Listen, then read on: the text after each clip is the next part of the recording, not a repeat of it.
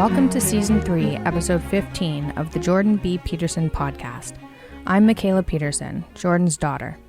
I hope you enjoy this episode. It's called Joseph and the Coat of Many Colors. We're still in Serbia. Obviously, I was too excited about it being completely open here, and now we're kind of quarantined again. And there are riots. Oops. Hope you're not too cooped up.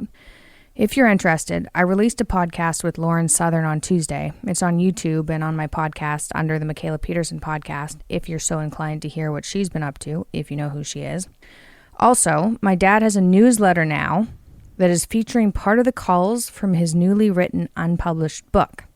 If you're interested in receiving a free weekly newsletter from him, please go to his website at jordanbpeterson.com and sign up.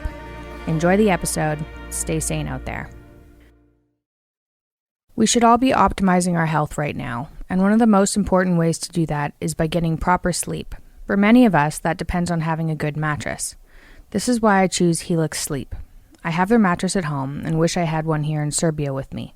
I miss it desperately. They're rated the #1 mattress by GQ and Wired, and CNN called it the most comfortable mattress they've ever slept on. The best part is they're customized to fit your exact sleeping needs. Helix even has a quiz that takes just 2 minutes and matches your body type and sleep preferences to the perfect mattress for you. And if you and your significant other hate the same type of mattress, you can get one that's split down the middle made for each of you. No need to snuggle ever again. Kidding, but seriously, just go to helixsleep.com/Jordan, take their 2-minute sleep quiz, and they'll match you to a customized mattress that will give you the best sleep of your life. Right now, Helix is offering up to $200 off all mattress orders at helixsleep.com/Jordan. Get up to $200 off at helixsleep.com/Jordan.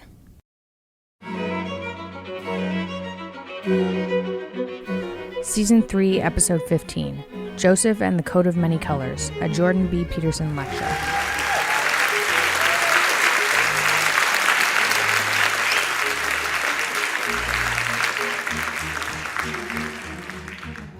That's a hell of a welcome for someone who's going to talk about the Bible. So, I thought I would get farther than through Genesis by this point, but I'm not unhappy about the pace either. I've learned a tremendous amount, and so hopefully what we'll do today is finish Genesis completely. And then I think I'll try to start up with Exodus in May, depending on what happens next year. I have a busy travel schedule, but I would really like to do it. I really like the Exodus story, and I understand it very well. A lot of the stories in Genesis, especially after the first few stories, say up to the Tower of Babel, I had to do a tremendous amount of learning about, which is really good, but I do know the Exodus story, so I'm really looking forward to that. So let's dive right into it and see how far we can get today. So we'll review first. So Joseph's father is Jacob, and Jacob is the patriarch of Israel, essentially, the father of the 12 tribes. And you might remember that he had a very morally ambivalent pathway through life. And it's one of the things that I think so interesting about the stories in the Old Testament is that these so-called patriarchal figures are very realistic, and it's something that I was also been struck by that accounts in the New Testament that way. There's lots of things that Christ does that you'd think would have been edited out over time and sanitized, but they're not. And the Old Testament is definitely not a book that's been sanitized, and it's quite interesting that that's the case. So you sort of see people with all their flaws. And I've been trying to also derive some general conclusions about the moral of the story, of the Genesis stories, and because these stories are fundamentally moral. And moral, as far as I'm concerned, has to do with action, right? Because moral decisions are the decisions that you make when you're structuring action. When you decide to do one thing or another, generally you want to do things that are the best things that you can think of to do, and hence good, but sometimes you also want to do things that are the worst things you can do, because you're angry or resentful or bitter. And so the moral decisions that you make that govern your actions are really the most important decisions that you make in your life. And it's not that easy to figure out how to make moral decisions. We don't have an unerring technology for that the same way as we do for, say, making decisions about empirical reality, which in some ways seem a lot simpler. Partly because we can work collectively at it, partly because we have a rigorous methodology for deciding what's true and what's not. So one of the things that's really struck me, like it's an overarching theme, I would say, that emerges out of Genesis, especially after the really ancient stories, say, especially after the stories of Cain and Abel and Noah and the Tower of Babel. When you get to the accounts of the more historically real people, one injunction seems to be, get the hell out there and do something. You know, one of the major themes for all of the patriarchs that we've talked about, Abraham, say Jacob, and Joseph, is move out into the world regardless of the circumstances at hand. Now, that's in the Old Testament stories, that's basically portrayed as hearkening to the voice of God, something like that. Maybe you could think about that as destiny or a psychological calling. And the funny thing, too, is that it's not that these people have an easy time of it when they heed that call. So what's fascinating is that they often run into extreme difficulties right away. And I think that's very interesting, first of all, because life is obviously full of extreme difficulties. And second, it's another example of the failure to sugarcoat things, which is one of the things I think makes a mockery of anti-religious theories that are even quite sophisticated, say like Freud's, because Freud thought of religion as a wish fulfillment, essentially. And also Marx, who thought about religion as the opiate of the masses. If those were true, it seems to me that there'd be a lot more wish and a lot less reality, a lot less stark, harsh reality. You know, I mean, the first thing that Abraham encounters is a famine, and then he has to hide his wife, and then he basically journeys into a tyranny. So that's about as bad as it gets in some ways, and those themes recur continually. And no one ever lives where they're supposed to live. They live in Canaan and not the promised land. And so it's a pretty rough series of stories. But the fundamental idea is something like, there's no time for sitting around. There's time to go out into the world and engage. And then there's hints about the proper and improper ways of engaging, right? So clearly the improper way to engage is, I think, most clearly delineated in the Cain and Abel story. And with Cain exemplifying the inappropriate way to engage with the world. And that's to engage with the world in a bitter, jealous, and resentful manner. Now, one of the things that I really like about the Cain and Abel story, and that theme recurs continually with the duality of the brothers, right? There's constant conflict between a perspective that's essentially like Cain's and the opposite perspective, which I'll get to in a minute. But Cain sees that the world is a very tragic place, and that the rewards are distributed unfairly, and that there are people who do better and people who do worse. And as a consequence of that, he becomes bitter and resentful and curses God, and then he becomes homicidal, fratricidal, which is even worse. Then he destroys his own ideal. Then his descendants basically become genocidal, something like that. So that seems to be the wrong way to go about things, you know, unless your goal is to make things worse. Like, it's not like Cain has a limited number of things, has nothing to object to. He's got plenty to object to. His situation actually is bad. He's overshadowed terribly by his brother, who everyone loves, who does extraordinarily well, and who's good at everything. And the story is a bit ambivalent about the reasons for Cain's failure, although a fair bit of it's laid at his own feet, but he's definitely failing. And so you can understand why he would have this terrible attitude, but the problem is all it does is make it worse. So it doesn't seem to be... One of the things I've also learned as a psychologist, sort of pondering these sorts of things, is that it's often a lot easier to identify what you shouldn't do than what you should do. I think evil is easier to identify than good. I think good is trickier, but evil stands out to some degree. And then at least you can say, if you're trying to get as far away from that as possible, we could even say just for practical reasons, so your life doesn't become hell and your family life doesn't become hell. At least you could get as far away from that as possible, even if you weren't able to conjure up what would constitute the good as an aim. You could at least avoid those sorts of pitfalls. And I do also think that it's pitfalls like that that really threaten our society right now, that I see a tremendous rise in resentment fueling almost all of the political polarization that's taking place. It seems unfortunate given that by and by large, everyone on the planet is richer than they've ever been. Now, that doesn't mean there's no disparity, but there's always disparity. Anyways, Jacob and Rebekah deceive Esau, and Jacob ends up with Isaac's blessing, and so that's a moral catastrophe. And then he has to run because his brother wants to kill him, and so that's the fratricidal motif again. I like that too. I think that's really realistic. One of the things that Freud noted constantly, and this is where Freud really is a genius, is that the most intense hatreds and also sometimes the most intense love is within families, and in the Freudian world of psychopathology, it's all inside the family.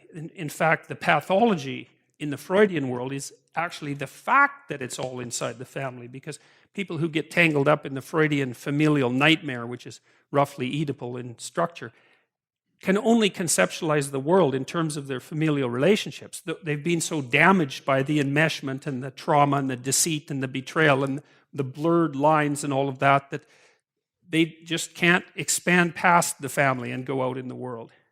So the idea that brothers can be at each other's throats, I think that's a very powerful idea, and it's not something that people like to think about. So Jacob has to leave, and it's not surprising because, what he did was pretty reprehensible. He betrayed his brother. But nonetheless, he's the person who dreams of the ladder that unites heaven and earth. And that's a very perverse thing, But one of the things I think it does is in some sense, it gives hope to everyone, because it isn't, if only the good guys win, we're really in trouble. Right? Because it's not that easy to be a good guy. It's really not that easy, and most people are pretty keenly aware of all the ways that they fall short even of their own ideals. And so if there was no hope except for the good guys, almost all of us would be lost. And so that's one of the things I really liked and was more surprised about with the Old Testament stories, is that these people they have very complex lives, and they make very major moral errors by anyone's standard, and yet the overall message is still hopeful, and the message that runs contrary to the message of evil, say, the message of good, is something like, well, there's a lot of emphasis on faith, right? And that's a tough one, because cynics, people who are cynical about religious structures, like to think of faith as the willingness to demolish your intellect in the service of superstition. And there's something to be said for that perspective, but not a lot, because the reality is much more sophisticated. Part of the faith that is being insisted upon in the Old Testament is something like, and I'm speaking psychologically here again, that it's useful to posit a high good and to aim at it. So, and I really think that's practically useful too. The research we've done with the Future Authoring Program, for example, indicates pretty clearly that if you get people to conceptualize an ideal, and a balanced ideal, so what do you want for your family? What do you want for your career? What do you want for your education? What do you want for your character development? How are you going to use your time outside of work? How are you going to structure your use of drugs and alcohol in places where you might get impulsive? How can you avoid falling into a horrible pit? If you really think that through and you come up with an integrated ideal and you put it above you as something to reach for, then you're more committed to the world in a positive way, and you're less tormented by anxiety and uncertainty. And that makes sense, right? Because here you are alive and everything, And so, unless you were if you're not capable of manifesting some positive relationship with the fact of your being, then how could that be anything other than hellish? Because it would just be anxiety provoking and terrible because you're vulnerable and there'd be nothing useful or worthwhile to do. Well, that's just not, I just can't see that as a winning strategy for anyone. You can make a rational case for adopting that strategy in that, you can say, well, there's no evidence for a transcendent morality or for an ultimate meaning. There's no hard empirical evidence. But it seems to me that there's existential evidence as well that has to be taken into account. And of course, psychologists have talked about this a lot. Carl Rogers, for example, and Jung, for that matter, Freud, for that matter, most of the great psychologists have pointed out that, you can derive reasonable information that's solid from your own experience, especially if you also talk to other people, and you can kind of see in your own life when you're on a productive path that sort of ennobles and enlightens you, or a destructive path. And I think it's kind of useful to think that maybe the dichotomy between those two paths might be real, and because that also allows you to give credence to your intuitions about that sort of thing. But I don't think it's unreasonable to posit that since you're alive, adopting the highest possible regard for the fact that you're alive and that you're surrounded by other creatures that are alive, I just can't see how that can possibly be construed as a losing strategy. And so that's the first thing. So that's something like faith, right? It's faith. It's not only faith in your being, but it's faith in being as such. And the faith would be something like, if you could orient your being properly, then maybe that would orient you with being as such. And you never know. It might be true. There's no reason to assume that it wouldn't be true. Even if you just take a strict biological perspective on this and think about us as the product of 3.5 billion years of evolution, we have struggled over all those billions of years to be alive and to match ourselves with reality. And so, because one of the things I've often wondered is, life is definitely difficult. There's no doubt about that. And it's unfair and there's inequality and all of those things. And people are subject to all sorts of terrible things. But I also wonder, if you weren't actively striving to make things worse, just how much better could they be? Because people are they're like houses that are divided amongst themselves. They're pointing in 6 different directions at the same time. They're working at cross purposes to themselves because of bitterness and resentment and unprocessed memories and childhood hatreds and unexamined assumptions, all sorts of things. And you just got to wonder if you could push that aside and orient yourself properly. And then the other thing that, of course, is stressed very heavily in the Old Testament, and of course that goes through the entire biblical corpus, is that it's not only enough to establish a positive relationship with being, which I think is the essential, it's a good description of faith. You have to make that decision, right? Because being is very ambivalent. And you can make the case that maybe it's something that should have never happened. But that doesn't seem to be productive to me. And faith seems to be, I'm going to act as if being is ultimately justifiable, and that if I partake in it properly, I will improve it rather than making it worse. So I think that's the statement of faith. And then what seems to go along with that is something like truth in conception and action. Even people like Jacob, who are pretty damn morally ambivalent to begin with, get hammered a lot by what they go through. And what seems to happen is that they're hammered into some sort of ethical shape, right? So by the midpoint of their life's journey, there's people who are solidly planted, who you can trust and who don't betray being or themselves or their fellow man. And so it's an interesting,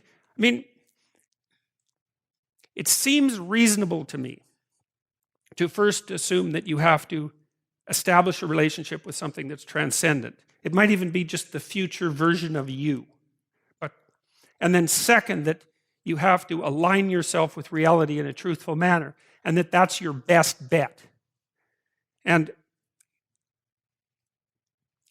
the biblical stories are actually quite realistic about that too, because they don't really say that if you do that, you're going to be instantly transported to the promised land. Like even Moses, as we'll find out in the Exodus stories, he never makes it to the promised land.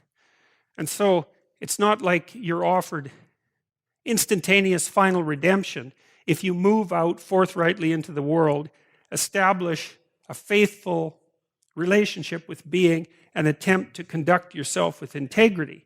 But it's your best bet, and it might be good enough. And even if it's not good enough, it's really preferable to the alternative, which seems to be something closely akin to hell, both personal and social. So Joseph's father is Jacob, later Israel, he who wrestles with God. And we've talked about that a little bit. It's sort of implicit in what I've been saying, is that I think we all do that to some degree. We wrestle with reality itself, that's for sure. Not only the reality we understand, but the reality we don't understand, which is sort of a transcendent reality, and then maybe whatever reality is outside of that, because the classic Judeo-Christian conception of God is that there's time and space.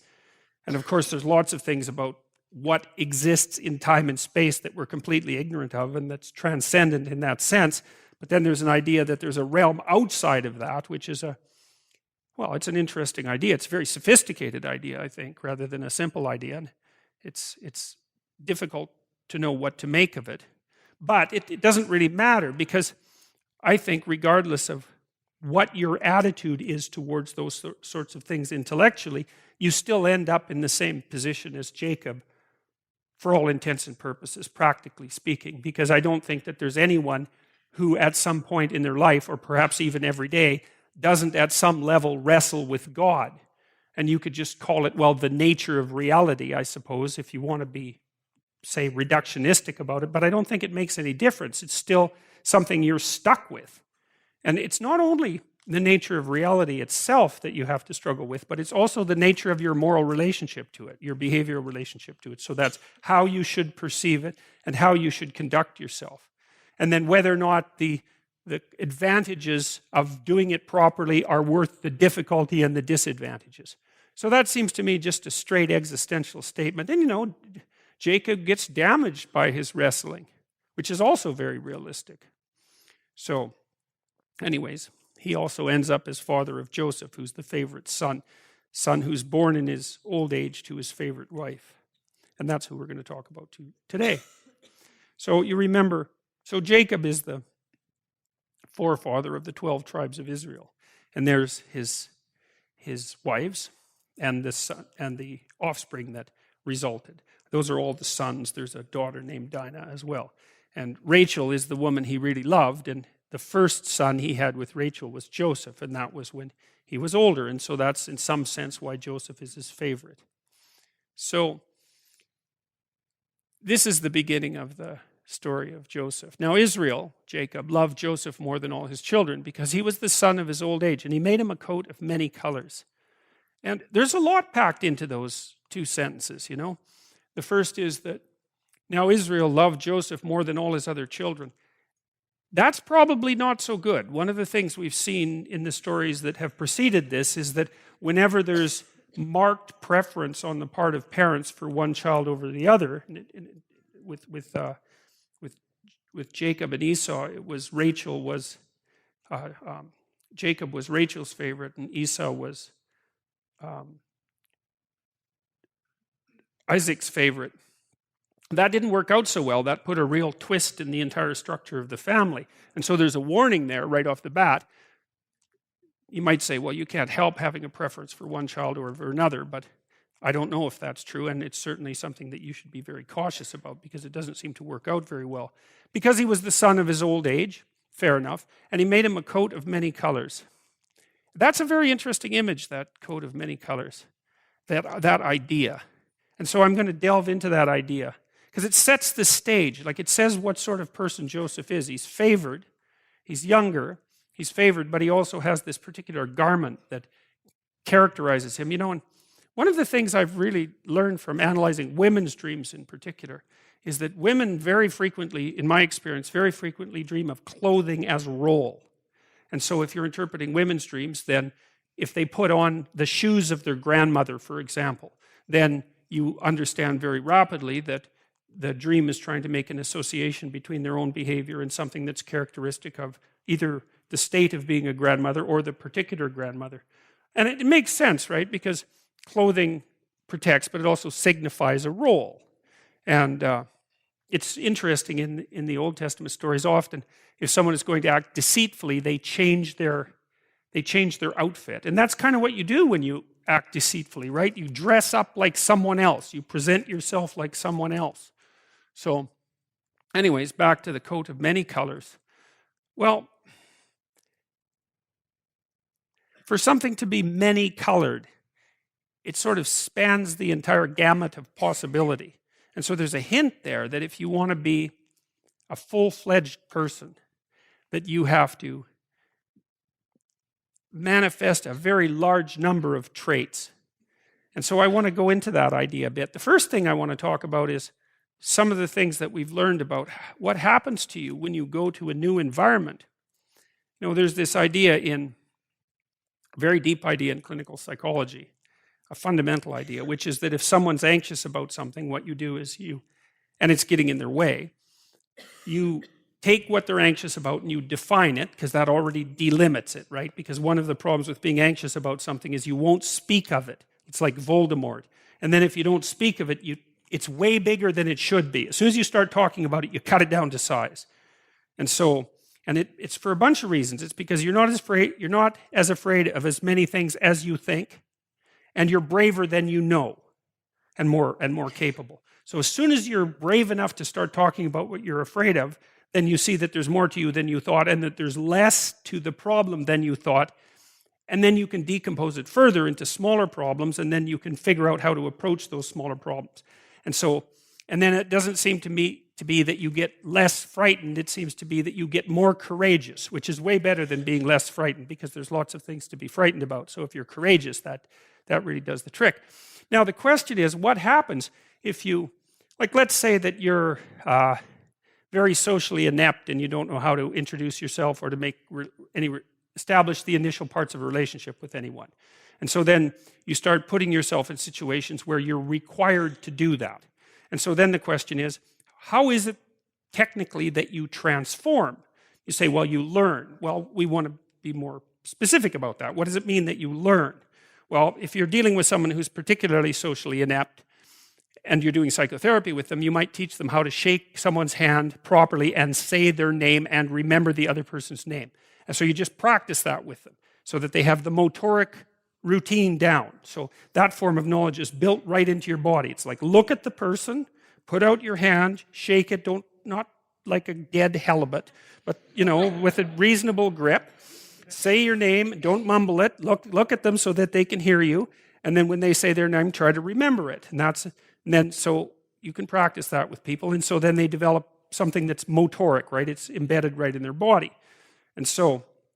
And then you can say to them, well, the other thing you can do is when you start a conversation is don't sit there thinking about what you're going to say next, because then you won't be paying attention to the person and you'll make a fool out of yourself, because you'll manifest non sequiturs, right? Because you'll get out of it's like if you're dancing and all you're paying attention to is where your feet are, then you're going to step on the other person all the time. So you want to pay attention to the other person, and then whatever automatized social knowledge you have will come to the forefront. So it's a good thing to know if you're socially anxious, right?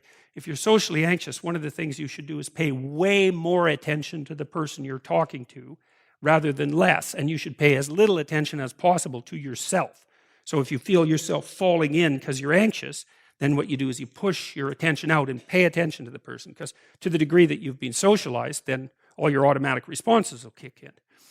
But anyway, so you go out into the social world and you learn to shake someone's hand, and you learn how to listen to them and ask them questions, because that's the next thing, because people you can't just ask them random questions, obviously, but if they start talking to you and you don't understand something about what they're saying, or maybe something they said is interesting and you ask them a question, they're pretty damn happy about that, because it means you're actually paying attention to them, and people actually love to be paid attention to because it hardly ever happens.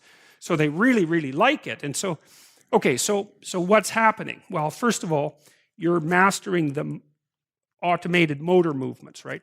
Where to point your eyes, where to put your hands, how to move your lips, like really embodied knowledge. It's a special kind of memory, and you're practicing that. And so that's building new skills for you. And then by listening to the person and watching yourself interact, you're also generating new abstract information that enables you to conceptualize the world in a different way. So if you go out and talk to 10 different people or 50 different people, then you get to listen to what those 50 people said. You get to watch how they express themselves, and you gather a corpus of knowledge that changes the way you perceive, that broadens you as a social agent.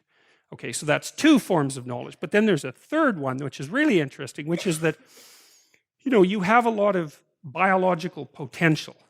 And it's hard to know what potential is, but part of it is that you're capable of generating proteins that you haven't been generating. So you should get right on that, by the way.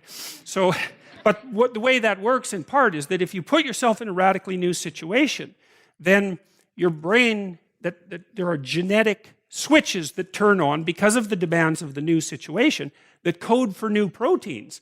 So it's as if you have latent software, that would be one way of thinking about it, that will only be turned on if you go into the situation where that's necessary. And so then you might think, well, if that's the case, how much of you could be turned on if you went a whole bunch of different places? And that's that's a profound question, because one of the deep answers to how you should get your life together is you should go a very large number of places and turn yourself on. And I want to walk through that a little bit, because there's a very rich symbolic world that expresses that. So now, the idea about having a coat of many colors would be that the person who is the appropriate leader, because remember, or the proper person, which would be the same thing. One of the things that these old stories are trying to express and to figure out is, how is it that you should act, which is the same as what constitutes the ideal. Those are the same question. And the hint here with Joseph is, well, you should wear a coat of many colors, which means that you should be able to go have a drink in the pub with the guys who are, drywalling your house, and you should be able to have a sophisticated conversation with someone who's more educated in an abstract way, and that maybe you should be equally comfortable in both situations, right? Because you might think, well, there's more. One of the indications that there's more to you is that you can be put more places and function properly. And that would be a good thing to aim at, because here's the other issue, is that you know perfectly well that the fundamental tragedies of life and your exposure to malevolence in the course of that life, so those being the worst things, there's not a lot you can do to alter that fundamentally, because they're conditions of existence. You're going to be subject to your vulnerability, and you're going to be subject to malevolence. That's that. And you can't hide from it, because it actually makes it worse. So you're stuck with it.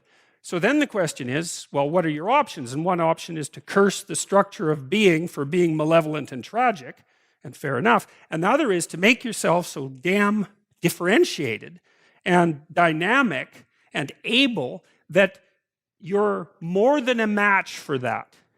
Now, that's not an easy thing, but it doesn't matter, because, like, what's the alternative? There's no good alternative, and that's also worth knowing. So, you see these ideas expressed in the strangest places, and so we've talked a little bit, I think, in this series about Pinocchio, but if we haven't, it doesn't matter. You see, there's Jiminy Cricket at the opening of the Pinocchio movie, pointing to a star, which is roughly the nativity star for all intents and purposes, and it's a symbolic indicator of something diamond-like and pure, right? Glimmering in the darkness, that's transcendent and above the horizon, upon which to fix your eyes. And so and the thing is, you need that technically, and the reason you need that is because we know enough about psychology now to know that almost all of the positive emotion that you're going to experience in your life, and positive emotion is analgesic, by the way, right? It actually quells pain. So it's not just positive, it also gets rid of negative, which is a big plus.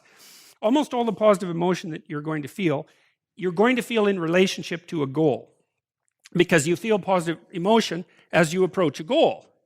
And so if you want to feel positive emotion, then you need a goal. And then you might think, well, if you want to maximize that positive emotion, which is enthusiasm and also what pulls you out into the world as well as feeling good, then you need the best possible goal. Well, because that's going to engage the largest segments of your being. Like if your goal's too narrow, then a bunch of you isn't going to be on board for it, you know? If the goal is well developed and multifaceted, then all of you can partake in that. Even your negative elements, even your anger and your fear can get on board with that, let's say. So you need a goal, man, that's worthy. You got to think, you need a goal that justifies the tragedy and malevolence of life. That seems to be the bottom line. Now, maybe you think, well, there's no goal that can do that. It's like, well, there are still better and worse goals. So, and I'm not convinced that there are no goals that can do that. I think that's an open question. You'd never know that until you pursued the proper goal long enough to find out who you would be as a consequence of pursuing it. So that's also your destiny or your existential voyage, right? It's also not something that anyone else can do for you. Someone can say, get your act together for Christ's sake and get at it. That'll make the world unfold best for you, but there's no way you can know that without doing it.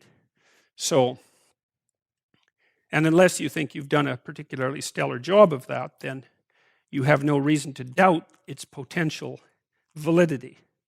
So plus, like crickets are telling you this, and so, they're a very reliable source. Okay, so you see the star recurs as a motif in Pinocchio, and one of the more interesting elements of it here is that when Geppetto wants to transform his puppet, the marionette, who's being played by forces that operate behind the scenes, which is a really good definition of the persona from a Jungian perspective, right? And also something indicative of something like an ideological or conceptual possession. Geppetto, who's a good guy, is a positive father figure, lifts his, even though he's a patriarchal figure, right, and a very competent one, he still even lifts his eyes up to something that transcends his mode of being, positive as it is, and wishes that his creation would undertake the kind of transformation that would make it autonomous and fully functional as a moral agent. No strings, right? So that's very interesting, I think. Solzhenitsyn said, the salvation of mankind lies only in making everything the concern of all. That's a pretty decent star-like goal, I would say. And so what happens in the Pinocchio story is that because, and I think this is a symbolic representative of what I just described to you that happens at a genetic level if you put yourself in new situations. So Geppetto is roughly culture in the Pinocchio story, right? He's a craftsman. And he makes Pinocchio. So he's who's his son. He's the socializing agent. And he aims for something above mere socialization, which is, I think, part of the mysterious element of human beings. You know, in our scientific models, we basically have socialization and biology. But there's always a third element in mythological stories, which is whatever you might construe as the spontaneous action of consciousness that's associated with free will. And, you know, that's just basically being conceptualized in religious terms as something akin to the soul. Now, we don't have a category for that scientifically because what we try to do scientifically is to reduce everything either to socialization or to biology. But it isn't clear to me that it's perfectly reasonable from the perspective of practicality at a scientific level. You don't want to multiply explanatory principles beyond necessity.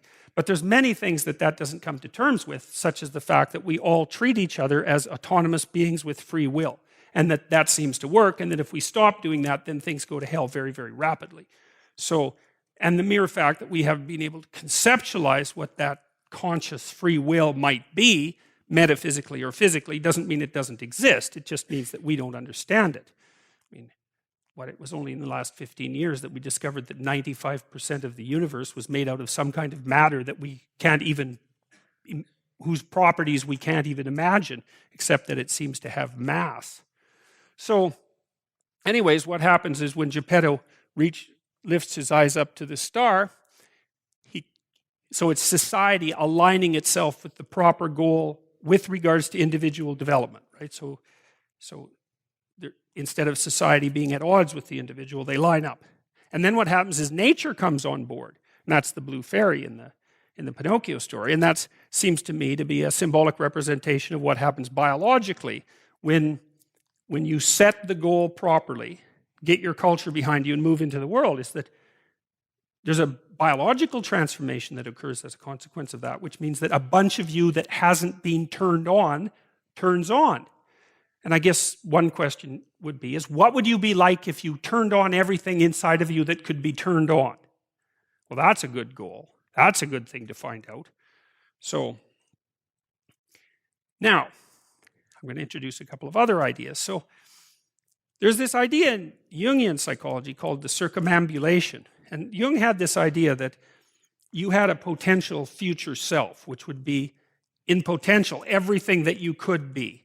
And that it manifests itself moment to moment in your present life by making you interested in things.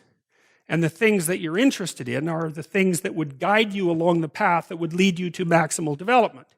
Now, it sounds like a metaphysical idea or a mystical idea even, but it's not. It's not. It's a really profoundly biological idea. The idea is something like, well, you're set up so that you're automatically interested in those things that would fully expand you as a well-adapted creature. Well, like, there's nothing radical about that idea. What else could possibly be the case? Unless there's something fundamentally flawed about you, that is what the situation would be. It's kind of interesting to think about how that would be manifest moment to moment, but the idea is something like, well, your interest is captured by those things that lead you down the path of development. Well, that better be the case. Okay, so that's fine. And so there's some utility in pursuing those things that you're interested in. That's the call to adventure, let's say. So, and the call to adventure takes you all sorts of places. Now, the problem with the call to adventure is, like, what the hell do you know? You might be interested in things that are kind of warped and bent. And often it's the case that when new parts of people manifest themselves and grip their interests, say, they do it very badly and shoddily. And so you stumble around like an idiot when you try to do something new. That's why the fool is the precursor to the savior from the symbolic perspectives, because you have to be a fool before you can be a master. And if you're not willing to be a fool, then you can't be a master. So you're going to, it's an error-ridden process. And that's also laid out in the Old Testament stories, because the first thing that happens to all these patriarchal figures when God kicks them out of their father's house when they're like 84 is that they run into all sorts of trouble, and some of it's social and some of it's natural and some of it's a consequence of their own moral inadequacy. So they're fools. But the thing that's so interesting is that despite the fact that they're fools, they're still supposed to go on the adventure, and that they're capable of learning enough as a consequence of moving forward on the adventure so that they straighten themselves out across time. And so it's something like this. So this circumambulation that Jung talked about was this continual, we'll return to this continual circling in some sense of who you could be. You might notice, for example, that there are themes in your life. You know, when you go back across your experiences, you see you kind of have your typical experience that sort of repeats itself. And there might be variation on it, like a musical theme, but it's like you're circling yourself and getting closer to yourself as you move across time. That's the circumambulation. Now, you remember that for a sec, because we'll go back to it. Okay, so imagine that something glimmers before you. It's an interest that's dawning, and you decide, well, first of all, you're paralyzed. You think, well, how do I know if I should pursue that? It's probably a stupid idea. And the proper response to that is, you're right, it probably is a stupid idea, because almost all ideas are stupid. And so the probability that as you move forward on your adventure that you're going to get it right the first time is zero. It's just not going to happen.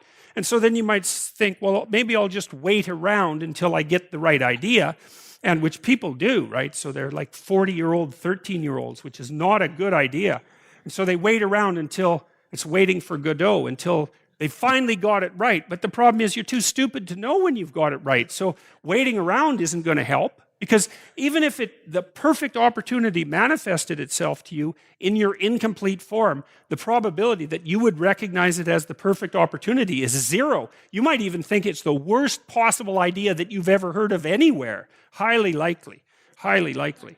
So So Nietzsche called that a will to stupidity, which I really liked. So, because he thought of stupidity as being, it's you have to take it into account fundamentally and work with it. And so you can take these tentative steps on your pathway to destiny, and you can assume that you're going to do it badly. And that's really useful because you don't have to beat yourself up. It's pretty easy to do it badly. But the thing is, it's way better to do it badly than not to do it at all. And that's the continual message that echoes through these historical stories in Genesis. It's like, these are flawed people. They should have got the hell out of their house way before they did. And they go out and they stumble around in tyranny and famine and self-betrayal and violence. But it's a hell of a lot better than just rotting away at home. And that's great. So that's good. And so why is that? Well, okay, so you start your path and you think that you're heading, towards your star. And so you go in that direction. And then, because you're here, the world looks a particular way, but then when you move here, the world looks different, and you're different as a consequence of having made that voyage. And so what that means is that now that thing that glimmers in front of you is going to have shifted its location, because you weren't very good at specifying it to begin with, and now that you're a little sharper and more focused than you were, it's going to reveal itself with more accuracy to you. And so then you have to take it's almost like a 180-degree reversal. But it isn't, because, you've gone this far, and that's a long ways to get that far. But that's a lot farther than you would be if you just stayed where you were waiting. And so it doesn't matter that you overshoot continually, because as you overshoot, even if you don't learn what you should have done, you're going to continually learn what you shouldn't keep doing. And if you learn enough about what you shouldn't keep doing, then that's tantamount at some point to learning at the same time what you should be doing. So it's okay. So it's like this. Now, what's cool about it, though, I think, is that as you progress, the degree of overshooting starts to decline, right? And that we know that there's nothing hypothetical about that. As you learn a new skill, like even to play a song on the piano, for example, you overshoot madly. You're making all sorts of mistakes to begin with, and then the mistakes, they disappear. There's a great TED talk, I think it was, about this guy set up a really advanced computational recording system in his home and recorded every single utterance his young child made while learning to speak. And then he put together the child's attempts to say certain phonemes and put them in a list, and you can hear the child deviating madly to begin with, and then after hundreds and hundreds of repetitions, just zeroing right in on the exact phoneme. So, you might not know this, but when kids babble, because they start babbling when they're quite young, they babble every human phoneme, including all sorts of phonemes that adults can't say. And then they die into their language, so that after they learn, say, English, then there's all sorts of phonemes they can no longer hear or pronounce. But to begin with, it's all there, which is really quite interesting. But so as they learn a particular language, they zero in on the proper way to pronounce that, and their errors minimize. And every time you learn something, that's how it is. And that's really useful to know, too, because it means that it's okay to wander around stupidly before you fix your destination. Now, you see that echoed in Exodus, right? Because what happens is that the Egyptians, or the Hebrews, escape a tyranny, which is kind of whatever you do personally and psychologically when you escape from your previous set of stupidly held and ignorant and stubborn axioms. It's like, away from that tyranny. It's like, great, I freed myself from that. Well, then what? Well, you'd think, well, now I'm on the way. It's, no, you're not. Now you're in the desert, where you wander around stupidly, and worship the wrong things until you finally organize yourself morally again and head in the proper direction. So that's worth knowing, too, because you think, well, I got rid of a lot of things, excess baggage that I didn't need in my life, and now everything's okay. It's like, no, it's not. You've got rid of a whole set of scaffolds that were keeping you in place, even though they were pathological. Now you have nothing. And nothing actually turns out to be better than something pathological, but you're still stuck with the problem of nothing. And that's exactly why Exodus is structured the way that it is. It's that you escape from a tyranny. It's, hooray, we're no longer slaves. Yeah, well, now you're nihilistic and lost. It's not necessarily an improvement. But it is it's also useful to know that, because you can also be deluded into the idea that, imagine that you're trying to become enlightened, which might mean to turn all those parts of you on that could be turned on. You think, well, that's just a linear pathway uphill. It's just from one success to another. No, it's not. It's like, here you are and you're not doing too badly, and the first step is a complete bloody catastrophe. It's worse. And then maybe you can pull yourself together and you hit a new plateau, and then that crumbles and shakes, and bang, it's worse again. And so, because part of the reason that people don't become enlightened is because it's punctuated by intermittent deserts, essentially, by intermittent catastrophes. And if you don't know that, well, then you're basically screwed, because you go ahead on your movement forward and you collapse and you think, well, that didn't work, I collapsed. It's like, no, that's par for the course. It's not indication that you failed, it's just indication that it's really hard. And that when you learn something, you also unlearn something. And the thing you unlearned is probably useful, and unlearning it actually is painful. Let's say if you have to get out of a bad relationship. It's like there isn't any relationship that's 100% bad. And so when you jump out of it, well, maybe you're in better shape, but you're still lonesome and disoriented, and you don't know what your past was, and you don't know what your present is, and you don't know what your future is. That's why people stay with the devil they know instead of looking for the devil they don't know. So anyways, the fact that you're full of faults doesn't mean you have to stop.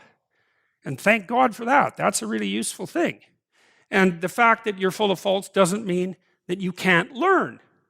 And so you can posit an ideal, and you're going to be wrong about it, but it doesn't matter, because what you're right about is positing the ideal and moving towards it. If the actual ideal isn't conceptualized perfectly, well, first, surprise, surprise, because what are you going to do that's perfect? So it doesn't matter that it's imperfect. It just matters that you do it and that you move forward. So that's really positive news as far as I'm concerned, because you can actually do that, right? You can do it badly. Anyone can do that. So that's useful. Okay, so if you were an efficient person, you would have just done that. But you're not. But who cares? You still end up in the same place. And maybe the trip is even more interesting. Who knows? Probably too interesting. Jung. I began to understand that the goal of psychic development, by which he means psychological development or spiritual development, is the self. There's no linear evolution. There's only a circumambulation of the self, a getting closer. It's like you're spiraling into something. Something like that. And the thing that you're spiraling into recedes as you move towards it and gets more and more sophisticated and well-developed as you move towards it. Because you're not going to run out of goals, right? No matter how much you have your act together, there's probably, undoubtedly, 30 dimensions along which you could get your act together a lot more. So, and some of those aren't even conceivable to you when you're in your initial uncarved state, let's say. Uniform development exists at most at the beginning. Later, everything points towards the center. This insight gave me stability, and gradually my inner peace returned. So this is fun.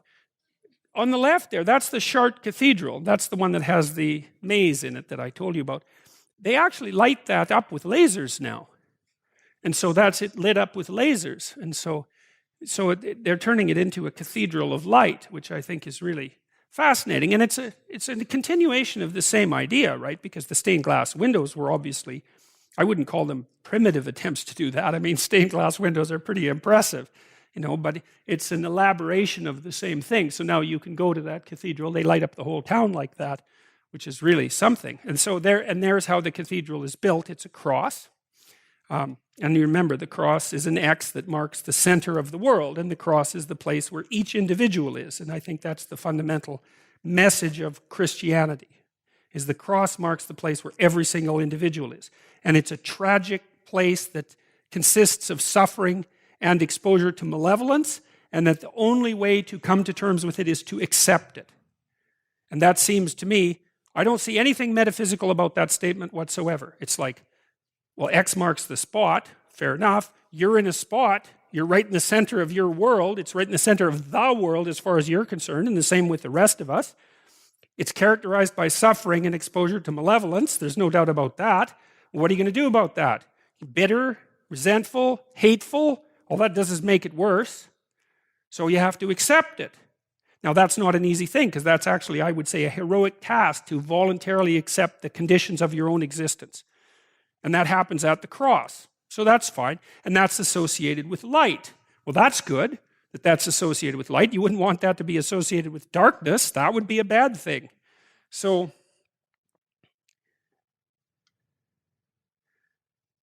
there's the labyrinth. That was built in 1200 AD. And so the idea is you walk in here. It's the same idea as that star sequence of slides that I just showed you. So here's the idea, is that north, south, west, and east. So that's the whole world laid out in 2 dimensions. And so the question is, how do you get to the center? Now, we already know what the center is. The center is the center of the cross. That's the place of maximal suffering. You could say maximal malevolence as well. But it's also the place where that's transcended. So how do you get there? Well, the answer is, well, you don't just stand on the outside looking in. That's not going to help. So, and you can't just run right to the center, even if you're in California. And so you have to walk in here, and then you see, you go like this, and you go to every single place on that little cosmos. And then once you've gone to every single place and expanded yourself as a consequence of going north and west and east and south, then there's enough of you so that you can tolerate being, first of all, that you can figure out where the center is, but also that you can tolerate being at the center. And so that's what that represents. That's pretty, and look, I mean, let's make no mistake about it, hey? People were pretty damn serious about those ideas. Like that's quite the piece of work for people in the 12th century. You know, some of those damn cathedrals took 300 years to build. We don't build anything that takes 300 years.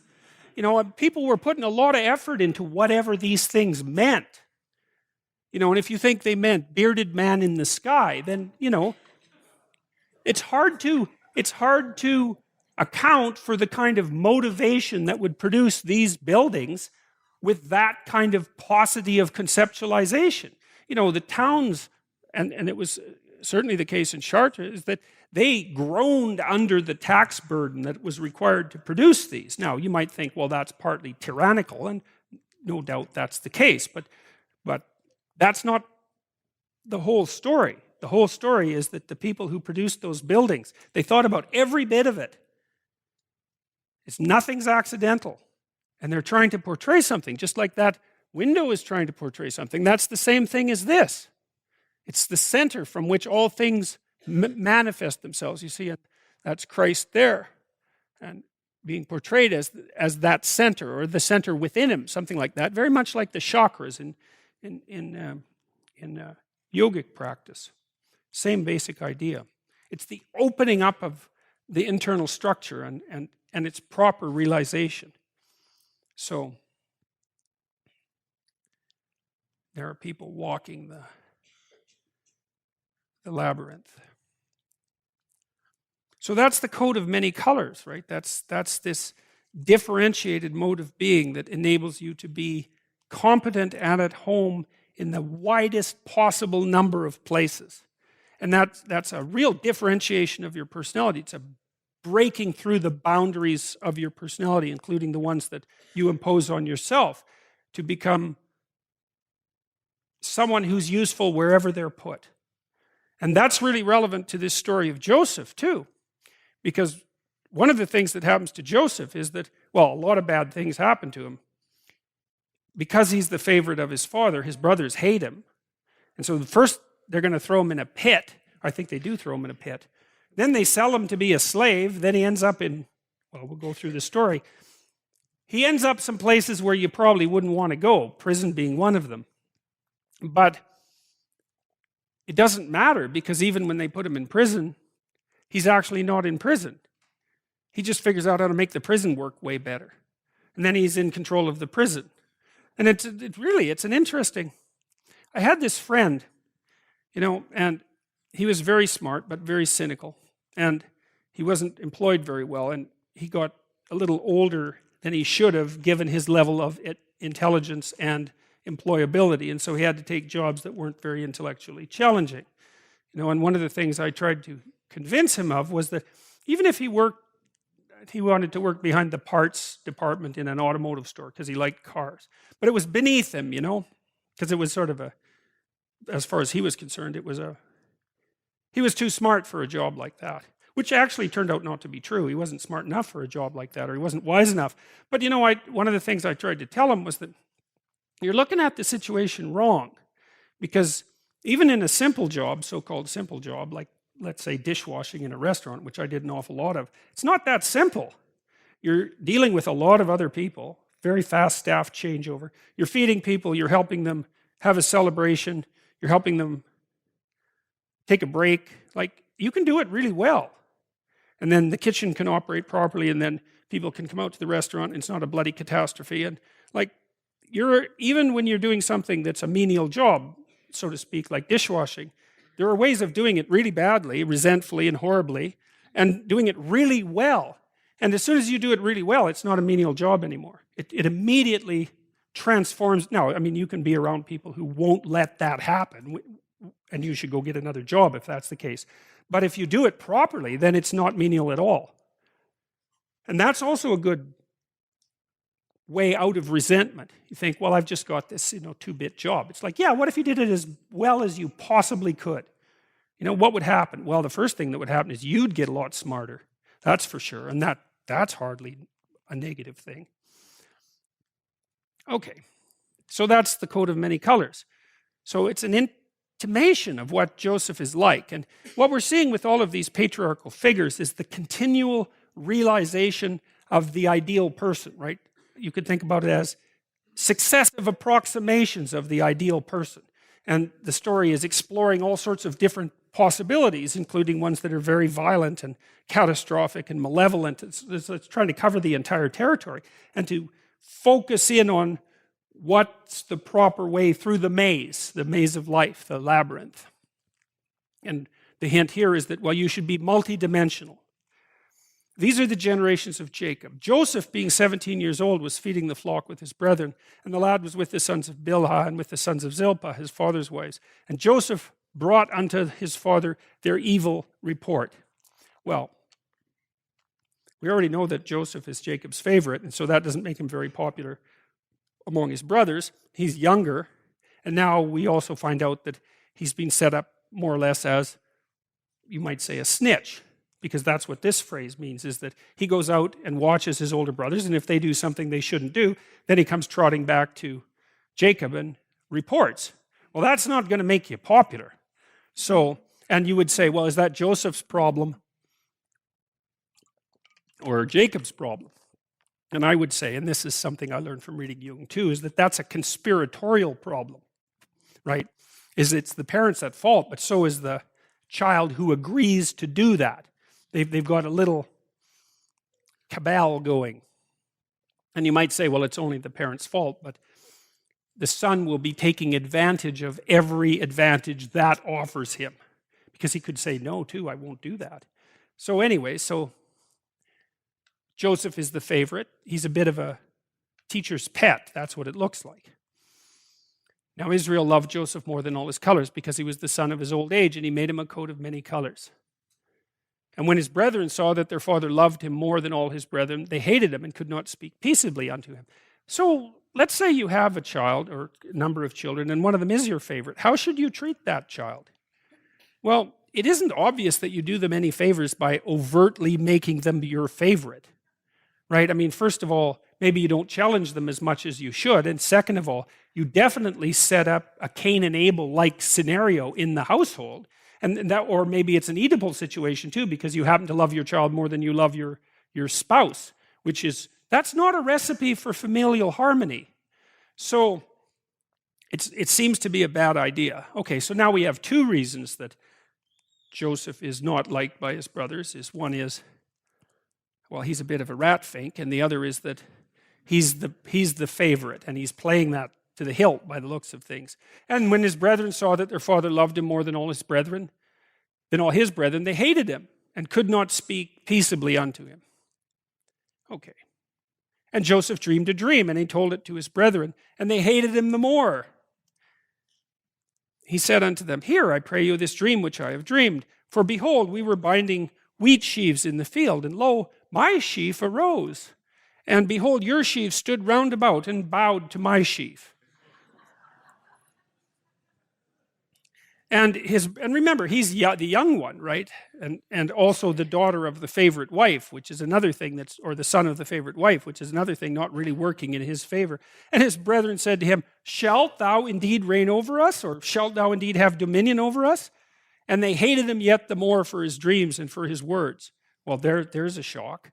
That makes perfect sense. And it gets worse. So you see here, well, there's the wheat sheaves bowing there, and then you see this, what's going on here? Well, that's not the end of his, let's call it grandiosity. And there's an idea too in the Old Testament, especially in the stories of Joseph, that if God sends you a dream twice, he really means it. And so I don't know if that's true, although I do know that people have repeating dreams. It might be true that a dream you have twice is really trying to punch something home. It's certainly the case that recurrent nightmares are meaningful, and that recurrent nightmares are associated quite tightly with decreased states of mental health, and that if you can treat the nightmare, which is often quite easy, by the way, then some of the mental health problems will decrease. So repeated dreams seem to be important. Anyways, he dreamed yet another dream and told it to his brethren and said, Behold, I've had another dream, and behold, the sun and the moon and the 11 stars bowed to me. And he told it to his father and to his brothers, and his father rebuked him and said unto him, What is this dream that thou hast dreamed? Shall I and your mother and your brothers indeed come to bow down ourselves to thee, to the earth? And his brethren envied him, but his father observed the saying. Well, what the hell do you make of something like that, right? If someone tells you that, it's like, are they responsible for their dreams? We don't really hold ourselves responsible for the dreams we have at night.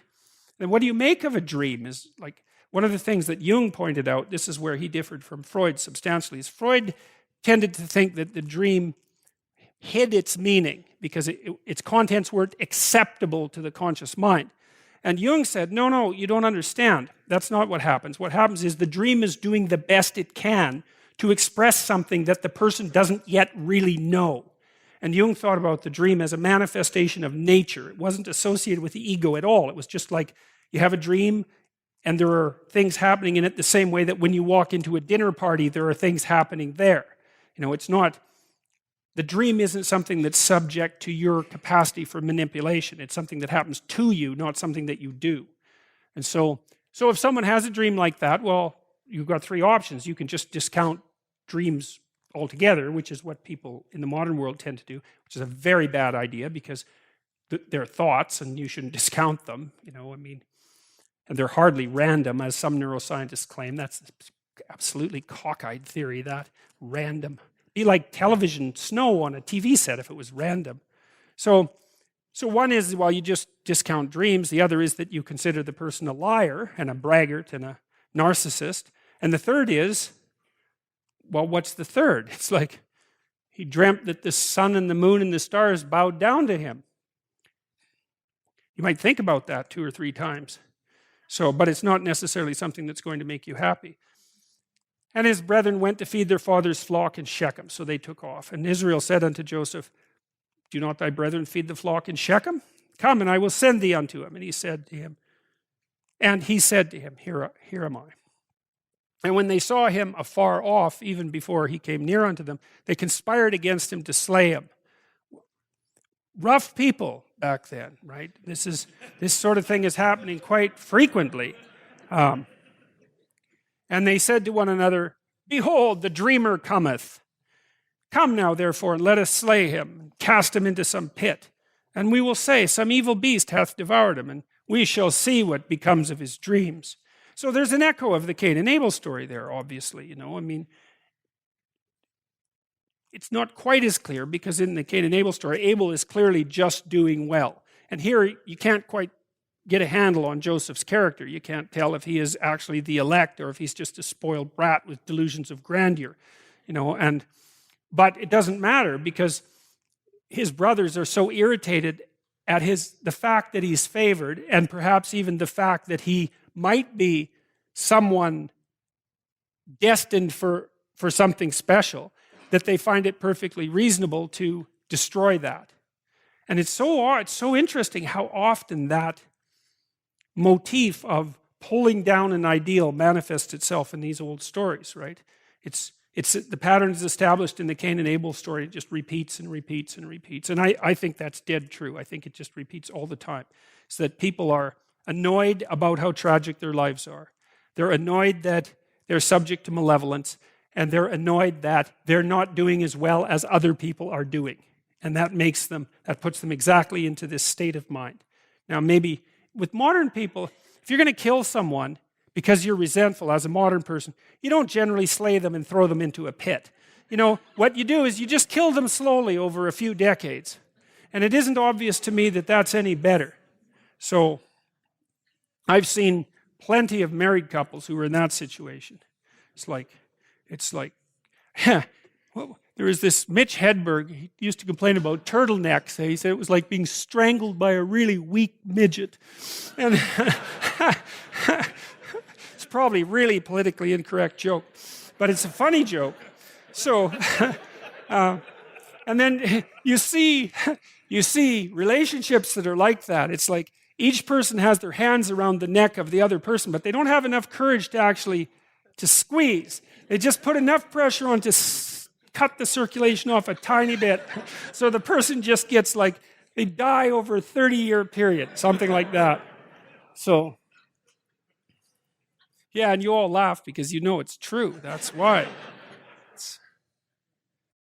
And we will say some evil beast hath devoured him, which would be true, actually. It would be the evil beast that's inside the brothers. And we shall see what will become of his dreams. Ha ha. That's interesting too, because so they want to spite themselves because maybe Joseph is something special, and then they want to spite their father, which is probably not the wisest idea because they owe him some gratitude. I mean, maybe he's acting like a pain in the neck. There's some evidence for that, but this is a little bit harsh. But they also want to spite God, just like Cain did, because that's what it means. We shall see what will become of his dreams, right? Because then as soon as you're, in some sense, trying to fight against the intuition of someone, the natural intuition of someone, you've set yourself up against the structure of being itself. And so, pretty bad. And Reuben heard it, and he delivered them out of their hands and said, "No, let us not kill him." And Reuben said unto them, "Shed no blood, but cast him into this pit that's in the wilderness." It's like Reuben's the good guy in this story. And there's no water in the pit, by the way. And lay no hand upon him, that he might rid him out of their hands to deliver him to his father again. So Reuben was actually trying to save him, so that he might rid him out of their hands to deliver him to his father again. And it came to pass when Joseph came unto his brethren that they stripped him of his coat of many colors that was on him. And they took him and cast him into a pit, and the pit was empty and there was no water in it.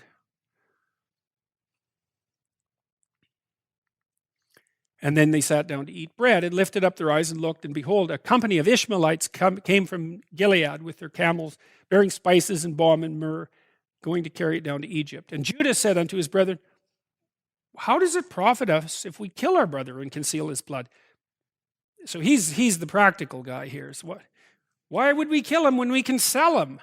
It's like, come, let us sell him to the Ishmaelites, and let not our hand be upon him, for he is our brother in our flesh. And his brethren were content. Then there passed by Midianites merchantmen, and they drew and lifted up Joseph out of the pit and sold Joseph to the Ishmaelites for 20 pieces of silver. It's an amount that echoes through into the future. And they brought Joseph into Egypt. I'm never really sure how these slavery stories work. It's like, so it's 2,500, 3,000 years ago, and I decide I'm going to sell you to the Ishmaelites, and that just works out. I get the money, you get to be a slave, and they take you away. I don't really understand how that works. I can't figure out how people weren't just selling each other all the time. But maybe if you're family, you can do it.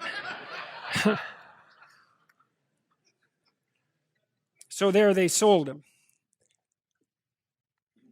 And Reuben returned to the pit, and behold, Joseph was not there, and Reuben rent his clothes. So Reuben's very upset about this. And he returned unto his brothers and said, the child is not, and where shall I go? And they conspired. They took Joseph's coat and killed a kid of the goats and dipped the coat in the blood. That's interesting too, because blood is actually another color, right? So he's got this coat of many colors, and blood is definitely a color.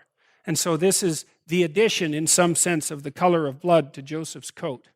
And I would say it's probably a necessary color, because I don't think that you're serious enough till your coat has been dipped in blood. That can happen in many ways. And they sent the coat of many colors, and they brought it to their father and said, so they lied to him. It's very, very nasty business, this. They sell his son to slavery. They claim that he's dead. They lie to him. They put him into an extreme state of grief. There's a lot of hatred underneath that, right? A tremendous amount of hatred for Joseph and also for Jacob. This we have found. Know now whether it be thy son's coat or not. And he knew it. He said, it's my son's coat. An evil beast has devoured him. Joseph is without doubt rent in pieces. And Jacob tore his clothes and put sackcloth on his loins and mourned for many days. And all his sons and daughters rose up to comfort him. But he refused to be comforted. And he said, I'll go down into my grave mourning my son. Thus his father wept for him.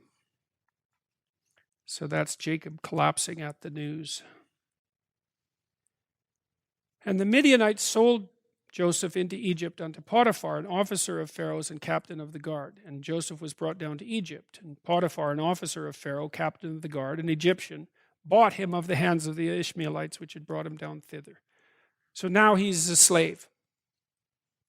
So now you'd think, well, this is a man who has a lot of reason to be irritated at the structure of reality, right? He's gone from being the favorite to being betrayed by all of his brothers. That's pretty rough. And then he's being transformed into a slave, and now he's being sold to work as a slave. So you'd think that would corrupt his character. Because, one of the things, I think this is the case anyways, I think people are always looking for an excuse to have their character corrupted.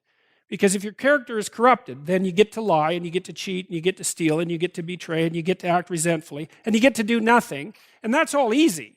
It's easier to lie than to tell the truth. It's easier to do nothing than to do something. So there's always part of you thinking, well, I need a justification for being useless and horrible, because that'd be a lot less work. And so then if something terrible comes along, you think, aha, that's just exactly the excuse that I was waiting for. And then out all that comes. Solzhenitsyn, when he was in the concentration camps in Russia, watching how people behaved, he said that there were people that were put in the camps who immediately became trustees or guards, and they were even more vicious than the people who had been hired as guards. And his idea was that they had collected all that, he called it foulness, if I remember correctly, around them in normal life. But they didn't have the opportunity to express it. But as soon as you gave them the opportunity, it was like, there it was, right away. And so one of the messages that seems to echo through these Old Testament stories is that just because something terrible happens to you doesn't mean that you get to wander off the path and make things worse. And maybe it doesn't matter how terrible it is that what happens to you. And that's a tough call, because you see people now and then in life who they've really got it rough, man. Like 50 bad things are happening to them at the same time. And you think, oh, it's no wonder. If you were bitter and resentful and hostile, it'd be like, yeah, no wonder. But then you meet people, and Solzhenitsyn again talked about this in the Gulag Archipelago. He said he met lots of people not lots. He met enough people to impress him in the concentration camp system who didn't allow their misfortunes to corrupt them. And that's something, man. Because maybe the only real misfortune is to become corrupted. That's a really useful thing to think. Maybe the rest of it is trivial in comparison. I know that's a rough thing because you can be in very harsh circumstances, but I do think there's something to that. And the Lord was with Joseph, and he was a prosperous man, and he was in the house of his master the Egyptian. And his master saw that the Lord was with him, and that the Lord made all that he did to prosper in his hand. So that's an echo of the idea that we encountered earlier about walking with God, right? So Adam walked with God before he ate the fruit with Eve, and then he wouldn't walk with God. And then Noah walked with God, and Abraham walked with God. And so the idea is, well, that's that alignment with the highest ideal. I think it's something like that. And we could think about that as a metaphysical claim as well. But I don't think it is. I mean, I've got thousands of letters now in the last year from people who have told me that they were in a pit. That's exactly right. And that they decided that they were going to try to put their lives together. And that it worked. And so that's really something, and they write surprised. It's like, well, I decided that I was going to work hard at what I was doing and I wasn't going to lie any more than absolutely necessary. I thought I'd give it a try for a few months, And all sorts of good things started to happen to me. It's like, maybe that's how the world works. Now, obviously, it doesn't work like that all the time, right? Because you can get sliced off at the knees. I mean, there's an arbitrary element to existence that you can't wish away. But that doesn't mean that there aren't bad strategies and good strategies. And so I do think that one of the most fundamental existential questions is, like, if things aren't going well for you in your life, is, are you absolutely certain that you're doing absolutely everything you can to put things in order? Because if you're not, then you shouldn't complain, because you don't know to what degree you're actually contributing or even causing the circumstance. Now, that's a very annoying thing to think, and I'm not trying to blame the victim. I know that people end up with lung cancer because they were exposed to asbestos, I'm not trying to, although I also know too that if you have lung cancer because you've been exposed to asbestos, that can be a tragedy or it can be hell, and to some degree that depends on how you conduct yourself. So, I mean, I know that's pretty gloomy possibilities, right? But so anyway, so Joseph is a slave, but it turns out that he hasn't sacrificed the integrity of his character, and so it turns out that he's not a slave. It's just that everyone around him thinks he's a slave, but he's not. So that's pretty interesting.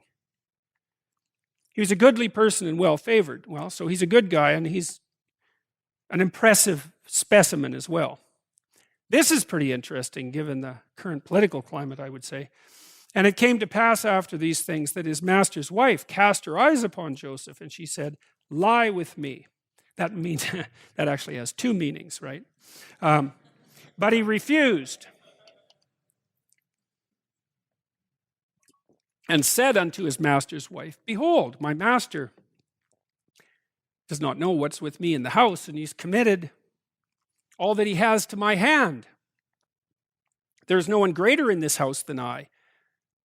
Neither hath he kept back anything from me but you, because you are his wife. How then can I do this great wickedness and sin against God?"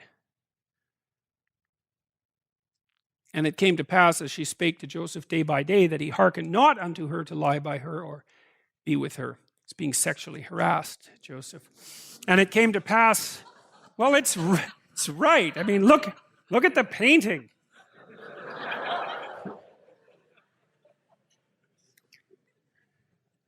And it came to pass about this time that Joseph went into the house to do his business, and there was none of the men of the house there within. And she caught him by his garment, saying, "Lie with me." And he left his garment in her hand and fled and got him out. So that's kind of embarrassing for poor Joseph, I would say, and a bit on the suspicious side. And it came to pass, when she saw that he had left his garment in her hand and was fled forth, that she called unto the men of her house and spake unto them, See, he hath brought in a Hebrew to mock us. He came in unto me to lie with me, and I cried with a loud voice. So, what is it? Hell hath no fury like a woman scorned. That's the proper commentary on that. And it came to pass, when he heard that I lifted up my voice and cried, that he left his garment with me and fled and got himself out. And it came to pass, when his master heard the words of his wife, so that's the Pharaoh, which she spake unto him, saying, After this manner did thy servant to me. His wrath was kindled, and Joseph's master took him and put him in prison, a place where the king's prisoners were bound. And he was there in the prison. Well, that sort of sucks. It's like, first his brothers betray him and throw him in a pit, and then he gets made a slave, which is probably better than being in the pit, and then he becomes sort of like king slave, so that's working out pretty well, and now someone lies about him, he gets betrayed again, and now it's into the prison with him, and so it's this again, right? It's the same thing. It's Sisyphus up with the rock and then down, and it's order, chaos, and then you have to think, well, are you the order, or are you the chaos, or are you the thing that's moving between them? Because that's the right thing to be. Because otherwise you're just order, and that's a really bad idea, or you're just chaos, and that's a really bad idea. But you can be the thing that's dynamically mediating between them, and that's what he's doing. But the Lord was with Joseph and showed him mercy and gave him favor in the sight of the keeper of the prison. That's no easy thing to do, I would think. It's like you're thrown in prison, and now the jailer likes you. Now, how exactly are you going to manage that? It's a good thing to think about, because you might think, well, if you were really in dire straits, how is it that you should conduct yourself so that you have the highest probability of having things work out? And it's not saying, well, Joseph took over the thumbscrew, and started using that on the other prisoners. That's not the indication here at all. It's that he's doing something, he's acting like a person who isn't a prisoner, even though he's in the prison, just like he was acting like someone who wasn't a slave when he was a slave. And so,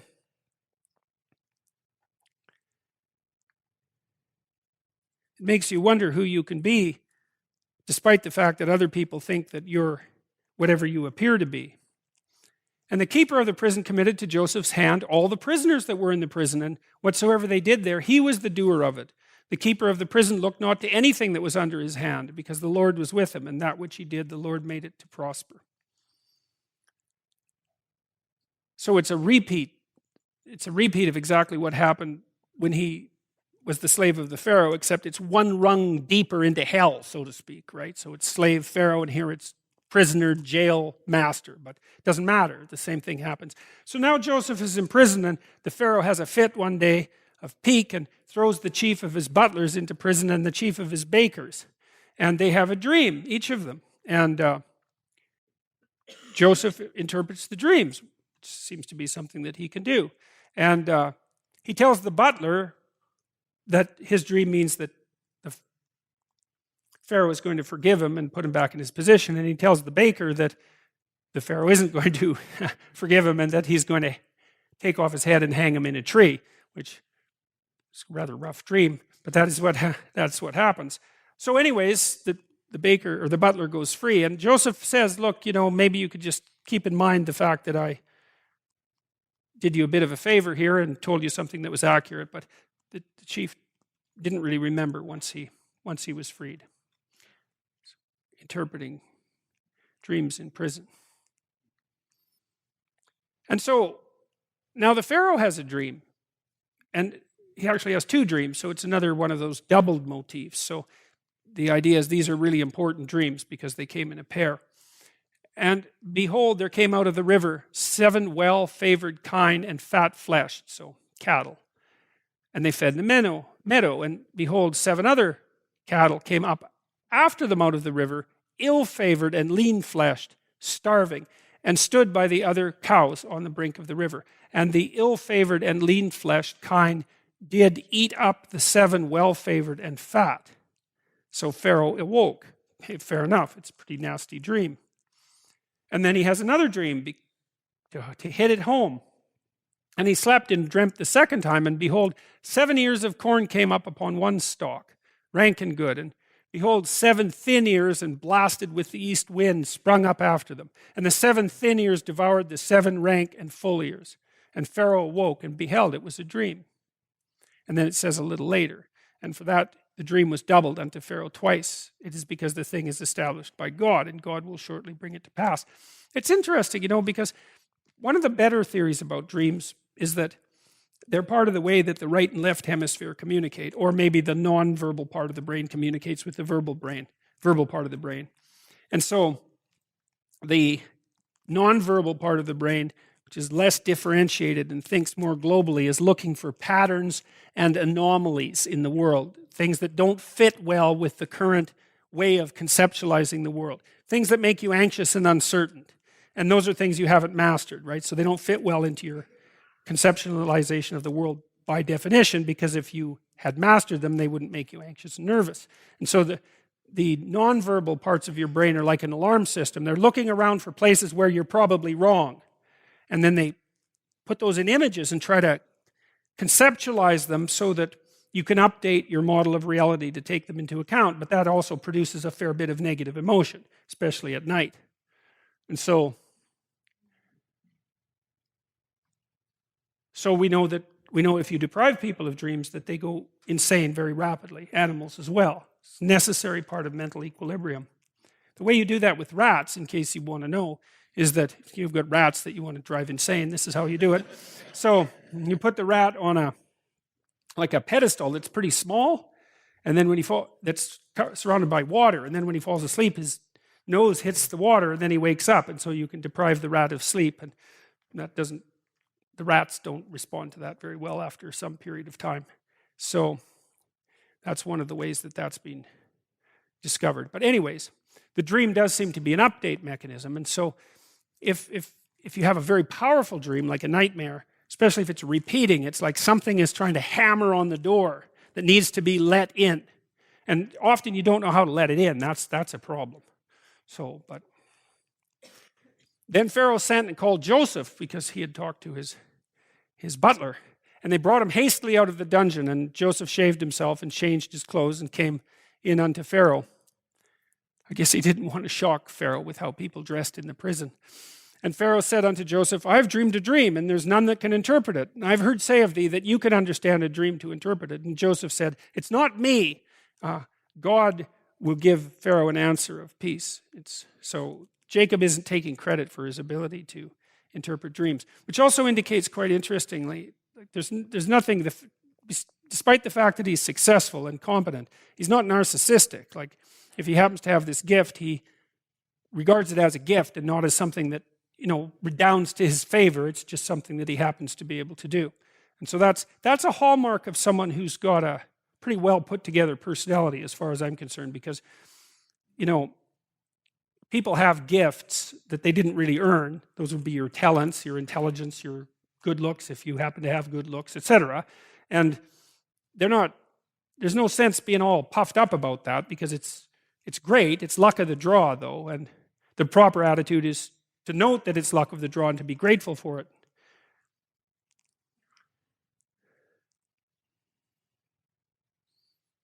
It's quite a fine painting, that one. Behold, there come 7 years of great plenty throughout the land of Egypt, and then there shall arise after them 7 years of famine, and all the plenty shall be forgotten, and the famine shall consume the land, and the plenty shall not be known in the land by reason of that famine following, for it shall be very grievous. So now we see too that Jacob, he can interpret dreams, but he's also the sort of person who can look into the future and think, this is sort of what Adam was called on to do when he got kicked out of the Garden of Paradise. Is you're going to be able to conceptualize that even if things are going well now, that doesn't mean that they're going to go well into the future. And so he's the ant and not the grasshopper, right? In the grasshopper and the ant story, it's like everything's good, but you should wake the hell up and you should test to see how things can go wrong. And you can see if your systems can survive things going wrong. And which is something that I think we could all hearken to, because I think we do a very bad job in the modern world of testing to see if our systems can go wrong. Okay, so the Pharaoh is pretty impressed by this dream interpretation and pretty worried about it, and I guess he's a reasonable person, despite the fact that he put Joseph in jail. I guess he didn't have much choice. Now therefore let Pharaoh look for a man discreet and wise, and set him over the land of Egypt. Let Pharaoh do this, and let him appoint officers over the land. This is what Joseph is saying. And take up the 5th part of the land of Egypt in the 7 plenteous years. And let them gather all the food of those good years that come, and lay up corn under the hand of Pharaoh, and let them keep food in the cities. And just like that, Joseph is restored to his position. So Pharaoh said unto Joseph, I am Pharaoh, and without thee shall no man lift up his hand or foot in all of the land of Egypt. And so he comes out of the prison, and he really, in some sense, as far as I'm concerned, he actually occupies a position that's higher than the position of the Pharaoh. Depends on how you look at it, because the Pharaoh has relegated himself to ceremonial status, right?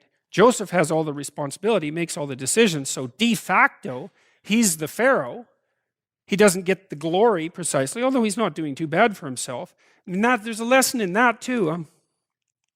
I wrote these rules for Quora a long time ago, and one of them, I've written them into this, some of them into this book you guys got a pamphlet about today.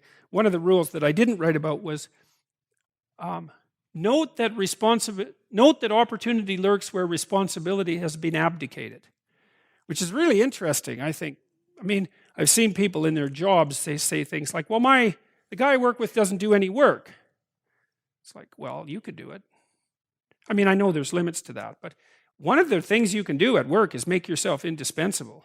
I mean, you might get the cane types against you if you do that, but there's something to be said for being indispensable, because when people start to be dispensed with, you probably won't be one of them. Or even if you are, then the fact that you're indispensable just means you can go somewhere else and be indispensable there. And that's just as useful. So it's very, very difficult to permanently put down someone who's really good at doing things, because they can just go off and do them somewhere else. And one of the ways that you get like that is to take responsibility when someone else is failing to do so. And you think, well, I shouldn't have to do that. That's one way of thinking about it. Another way of thinking about it is, oh, good, I get to do that. And the 7 years of plenteousness that was in the land of Egypt were ended, and the 7 years of dearth began to come, according as Joseph has said. And the dearth was in all the lands. Well, that's an archetypal story, right? The archetypal story, it's the business cycle story. It's a little harsher when you're starving, obviously, but that's not the point. The point is that sometimes things are getting good and sometimes things are getting bad. And you can be sure that that's the case. That's going to happen to you. And so the wise person takes stock of the fact that things are going to get bad. This is the same thing that happens with Noah. It's like, assume the flood, because it's going to happen. And you think, well, it's a hell of a world that has floods. It's like, not if you have a boat, right? It helps a lot if there's a flood and you have a boat. It's like you can float on the flood, and then it's not such a problem. And so if you refuse to look at the fact that things are going to be going downhill badly, and that you're going to be in a pit at some point, you and your family perhaps, then when it happens, it will be as bad as it possibly can be. But if you're awake and alert to that possibility, then you can mitigate it. And the dearth was in all the lands, but in the land of Egypt, there was bread. And when the land of Egypt was famished, the people cried to Pharaoh for bread. And Pharaoh said unto the Egyptians, go to Joseph. What he says to you to do, you do that. And the famine was all over the face of the earth. And Joseph opened up the storehouses and sold to the Egyptians. And the famine waxed sore in the land of Egypt. And all the countries came into Egypt to Joseph to buy corn, because the famine was sore in all the lands. Now when Jacob saw that there was corn in Egypt, Jacob said unto his sons, why are you standing around looking at each other? He said, I've heard that there's corn in Egypt. Get down there and buy for us so that we may live and not die. It's like pretty straightforward advice, that. And Joseph's 10 brothers went down to buy corn in Egypt. But Benjamin, Joseph's brother, so that's the youngest one, right? The only one left, that's the one that was younger than Joseph, the only youngest one. And also Rachel's other son. But Benjamin, Joseph's brother, Jacob didn't send because he was worried that something bad would happen to him, which kind of indicates to me that maybe Jacob was a bit suspicious about what had happened to Joseph the last time he sent all the brothers on an adventure. And Joseph was the governor over all the land, and he it was that sold to all the people of the land. And Joseph's brothers came and bowed down themselves before him with their faces to the earth. Well, there's the dream. Now, the thing is, too, is that one question you have in your life is, who should you bow down to? And you might say, no one. That's not exactly the right answer, because that means that you don't have an ideal, because you bow down to your ideal. That's what makes it an ideal. And if you don't have an ideal, then what the hell are you going to do? So you have to bow down to something. And so what happens here is, well, the brothers are bowing down to the person who's so bloody, resilient, and competent that they can take themselves out of a prison and become the ruler of the land. That happened to Václav Havel, right, in Czechoslovakia. It also happened to Mandela in South Africa. Like, these things actually happen. It's really something. So God only knows what you might learn in prison. So they bow down to Joseph, and properly so. You know, he is, even without his coat, he's still the person with the coat of many colors. And Joseph saw his brothers, and he knew them, but he made themselves strange unto them. It's a number of years have passed. And he spoke roughly unto them, and he said unto them, where do you come from? And they said, from the land of Canaan, to buy food. And Joseph knew who his brothers were, but they didn't know who he was. And they came back to Jacob, their father, and told him all that befell him, and said, the man who's lord of the country spoke roughly to us and took us for spies. And we said to him, we're true men, honest men. We're not spies. We be 12 brothers, sons of our fathers. One is not, and the youngest is this day with our father in the land of Canaan. And the man said, here's how I'll know that you're honest men. Leave one of the brothers here with me and take some food for the famine of your households and be gone. And then bring your youngest brother to me. Then I'll know that you're not spies, but that you're honest men. And I'll deliver the other brother, and ye shall trade in the land, so you don't have to starve to death. And it came to pass as they emptied their sacks that, behold, every man's bundle of money was in his sack. And when both they and their father saw the bundles of money, they were afraid. So they had bought food from Joseph, and he gave them the food, and then he put all their money back in their sacks, which I can imagine would worry them to some degree. And Jacob said, me you have already bereaved of my children. Joseph is not, and Simeon is not. Now you'll take Benjamin away. All these things are against me. And Reuben spake unto his father, saying, slay my 2 sons if I bring him not to thee. Deliver him into my hand, and I will bring him to thee again. And he said, no, my son shall not go down with you, for his brother is dead, and he's left alone. If mischief befall him by the way in the which you shall go, then you shall bring down my gray hairs with sorrow to the grave. Now, there's a hint. See, what happens in the last part of the Joseph story is, and this is associated with the idea of putting your house in order, your individual house in order, and then putting your family's house in order, let's say. It's reversed a little bit in this story because Joseph puts himself together, and then he puts the state of Egypt in order, which is really quite interesting because Egypt is the canonical tyranny, right, in the Old Testament. And so the idea is very, very clear here that the person who wears the coat of many colors can put the tyranny right. And then the next extension is, well, he has to put his family right. Now, you know, generally the progression would be put yourself right, then put your family right, then put the state right, something like that. It doesn't really, if you could do it in a different order, that's probably okay too. But, so that's what happens at the end of the story is that, you know, Joseph is doing pretty damn well, and so is the state that he serves. But that isn't good enough for him. He wants his family to be functional and put together properly, even though they did terrible things to him. And that's very interesting because once someone does terrible things to you, then the logical thing or illogical thing to think is, well, go to hell in a handbasket, you know, like you deserve exactly what you get. But it's not a very productive attitude, especially if you're around people that you have to be around, you know. So like if it's your family and you go have a family dinner and one of you punches the other and then the other punches you back and then that's like the family dinner for the next 30 years. It doesn't seem to be very productive even if you're the person who happened to get in the last blow. Because you're going to have to put up with them, at minimum, it might be nice to just let what you can go and work towards making things better. You have to get rid of the idea of revenge and resentment and all those things that you carry along, but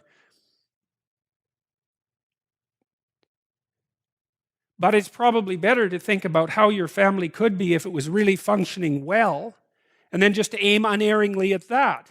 I know that's not easy. I mean, people are very screwy, and there's no end to the depths of pathology within families, but of course, this story states that very clearly. I mean, they tried to kill him. They sold him into slavery. It's a pathological family, let's put it that way. But Joseph's attitude is, well, we got to set this right. Not least because of his father, but it isn't only because of his father, as you see as the story unfolds. And the famine was sore in the land. And it came to pass, when they had eaten up the corn which they had brought out of Egypt, their father said unto them, Go again and buy us a little food. And Judah spake unto him, saying, The man did solemnly protest unto us, You will not see my face, except your brother be with you. They can't go back to Egypt without Benjamin. And they said, The man asked us straightly of our state and of our kindred, saying, Is your father yet alive? Have you another brother? And we told him according to the tenor of those words. Could we know that he would say, Bring your brother down? And Judah said unto Israel, his father, Send the lad with me, and we'll arise and go, that we may live and not die, both we and thou, and also our little ones. I will be surety for him. Of my hand shalt thou require him. If I bring him not unto thee and set them before thee, then let me bear the blame forever. Well, so Judah, who played a pretty dismal role in the original selling Joseph into slavery, seems to obviously have learned something by this point, since he's willing to put himself on the line, to take responsibility for the situation and to put himself on the line and to stand in for Benjamin. So he's making himself into a sacrificial object of sorts. And so the game that Joseph's playing, because he's sort of teasing his brothers, but he's also testing them. The game that he's playing is twofold. One is, have you bloody well learned anything, or are you just as corrupt and useless as you were before? That's game number one. And game number two is, maybe if I poke and prod you and put you into a relatively difficult and mysterious situation, I can get you to clue the hell in and adopt some responsibility, and we can move this whole mess forward. And so that seems to be happening. So Judah is taking responsibility, and Reuben did that as well. And the men took presents, and they took double money in their hand, and Benjamin, and rose up and went down to Egypt and stood before Joseph. And when Joseph saw Benjamin with them, he said to the ruler of his house, Bring these men home and slay and make ready food, for these men shall dine with me at noon. And the man did as Joseph bade, and the man brought the men into Joseph's house. And when Joseph came home, they brought him the presents which was in their hand, and bowed themselves again to him to the earth. And he asked them of their welfare, and said, Is your father well, the old man of whom you spake? Is he yet alive? And they answered, Thy servant, our father, is in good health. He's yet alive. And they bowed down their heads and made obeisance.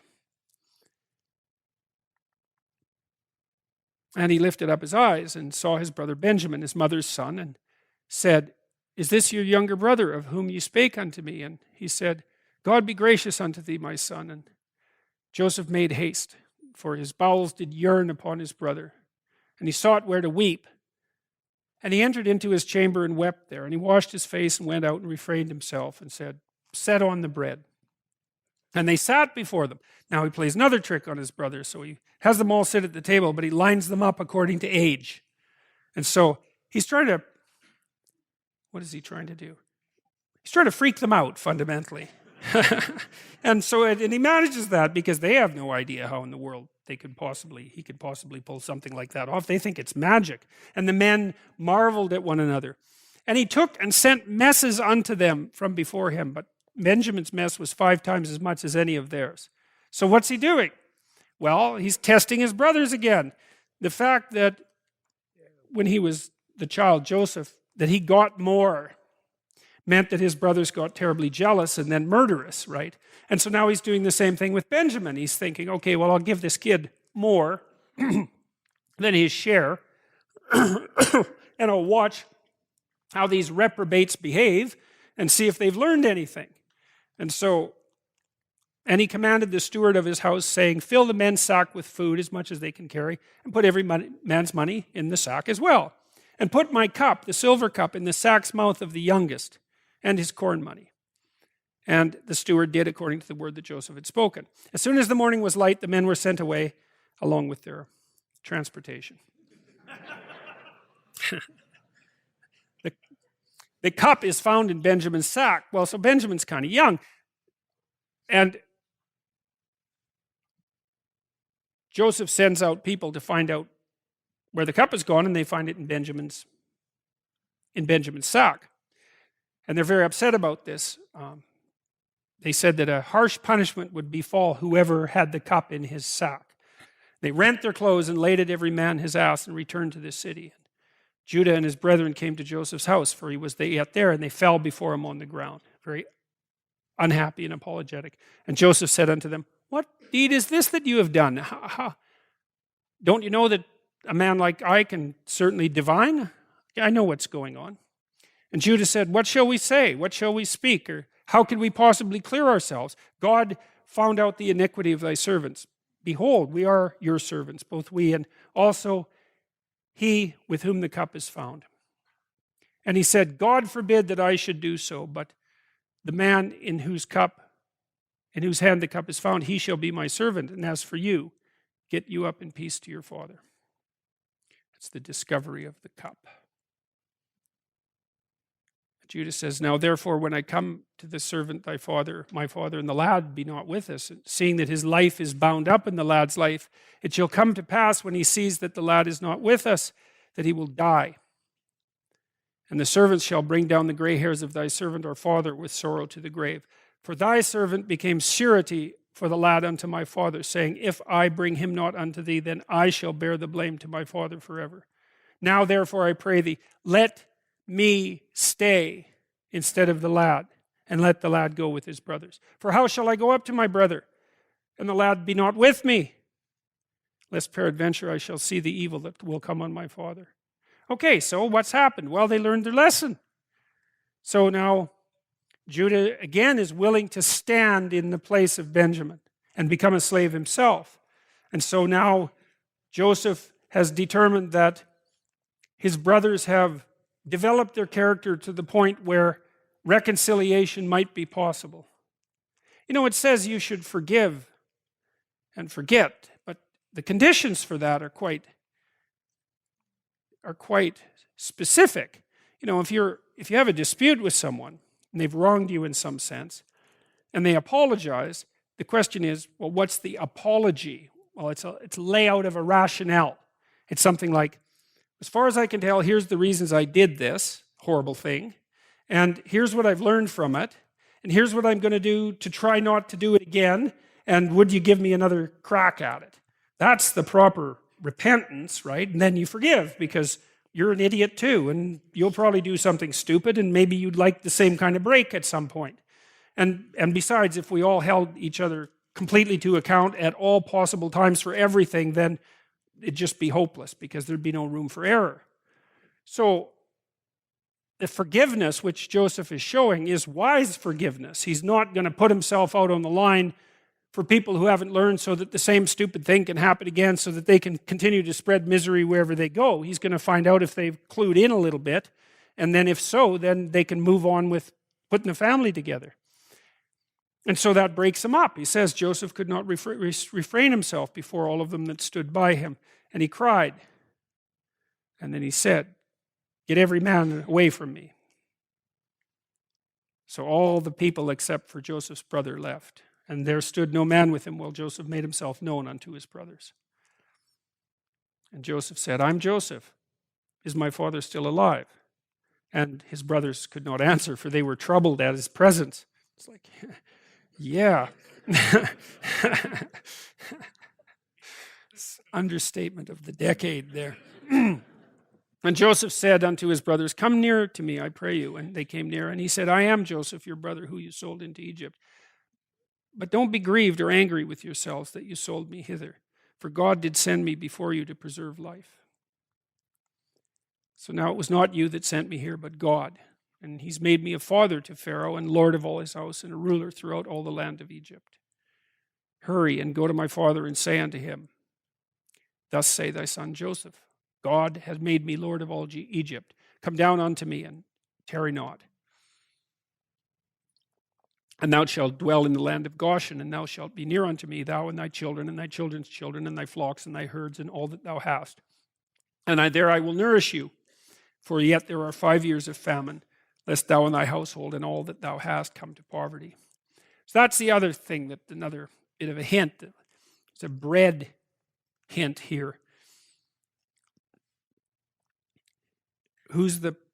What's the most reliable source of bread? Well, it isn't bread itself, it's whatever it is that gives rise to bread. And that's what Joseph is in this story. He's the force that gives rise to nourishment. Joseph is often considered a type of Christ, which means like a precursor in some sense. That's one way of thinking about it. And you can see that echoed right there. It's like, well, what do you store up for famine? You store up character. That's the best way through. Now, that doesn't mean you don't also store up bread. And they went out of Egypt and came into the land of Canaan unto Jacob and told him, Joseph is still alive and he's governor. And Jacob's heart fainted, for he didn't believe them. And they told him all the words of Joseph, which he said to them. And when he saw all the wagons which Joseph had sent to carry him, the spirit of Jacob their father revived. And Israel said, it is enough. Joseph, my son, is yet alive. I will go and see him before I die. And Israel took his journey with all that he had and came to Beersheba and offered sacrifices unto the God of his father Isaac. And God spake unto Israel in the visions of the night and said, Jacob. And he said, here am I.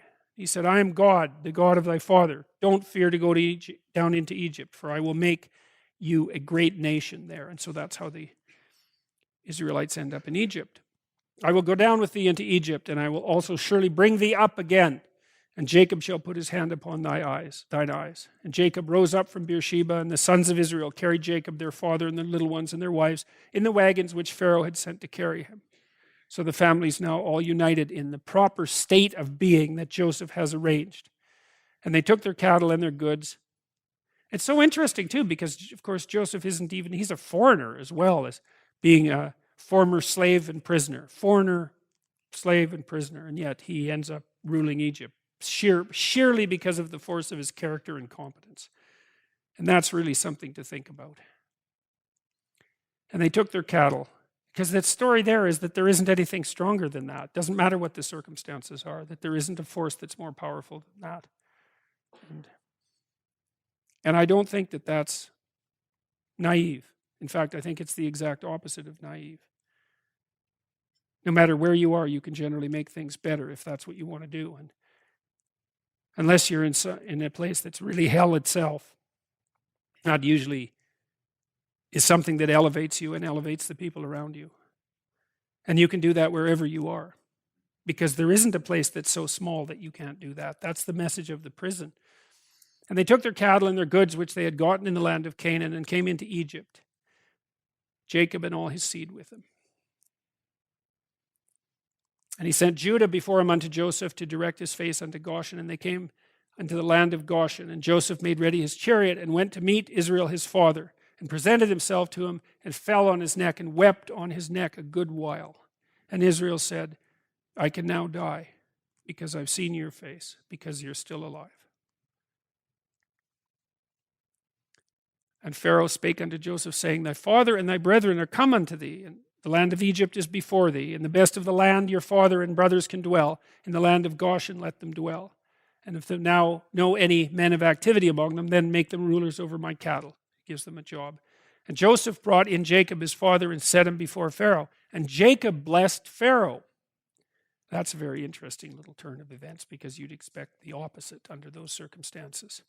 So it appears that Jacob was a man of relatively great self-possession, because that's not you wouldn't bless Queen Elizabeth in all likelihood, unless you had a lot of gall. And Pharaoh said unto Jacob, How old are you? And Jacob said, I'm 130 years. Few and evil have been the days of the years of my life, and I've not attained unto the days of the years of the life of my fathers, in the days of their pilgrimage. And Jacob blessed the Pharaoh and went out from before Pharaoh. And Israel dwelt in the land of Egypt, in the country of Goshen, and grew and multiplied exceedingly. And Jacob lived in the land of Egypt 17 years. So the whole age of Jacob was 147 years. And the time drew nigh that Israel must die. And he called his son Joseph and said unto him, If I have now found grace in thy sight, put, I pray thee, thy hand under my thigh, and deal kindly and truly with me. Bury me not, I pray thee, in Egypt. But I will lie with my fathers, and thou shalt carry me out of Egypt and bury me in their burying place.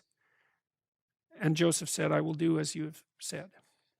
And it came to pass after these things that one told Joseph, Behold, thy father is sick. And he took with him his two sons, Manasseh and Ephraim, And one told Jacob and said, Behold, thy son. And one told Jacob and said, Behold, thy son Joseph cometh unto thee.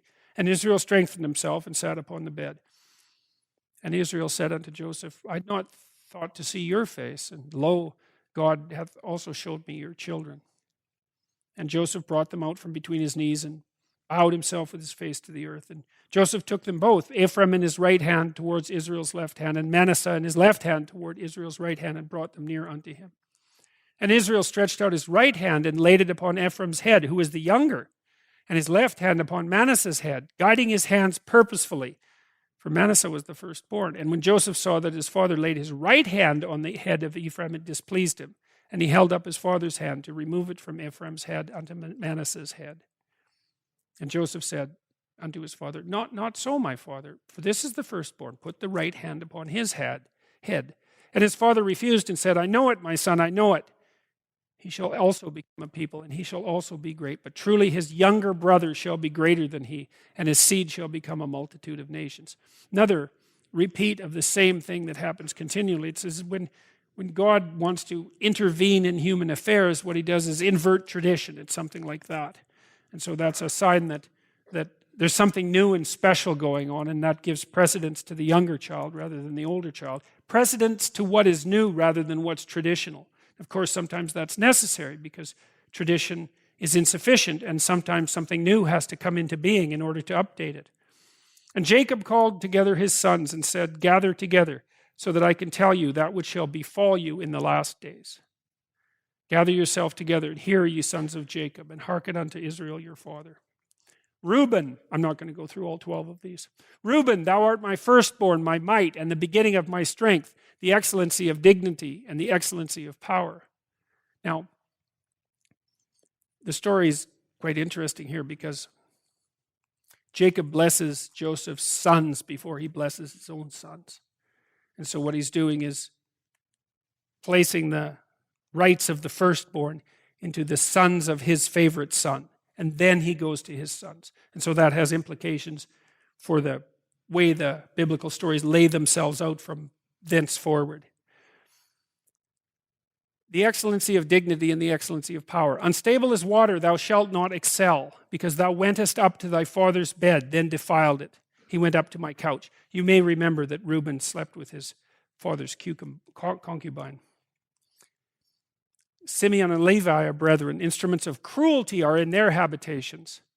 So that painting there, what happened with Simeon and Levi was that somebody lay with their sister Dinah and then offered to marry her, and then became circumcised because that was part of the deal, and then had all their men circumcised, and then Simeon and Levi went in when they were recovering and killed them all.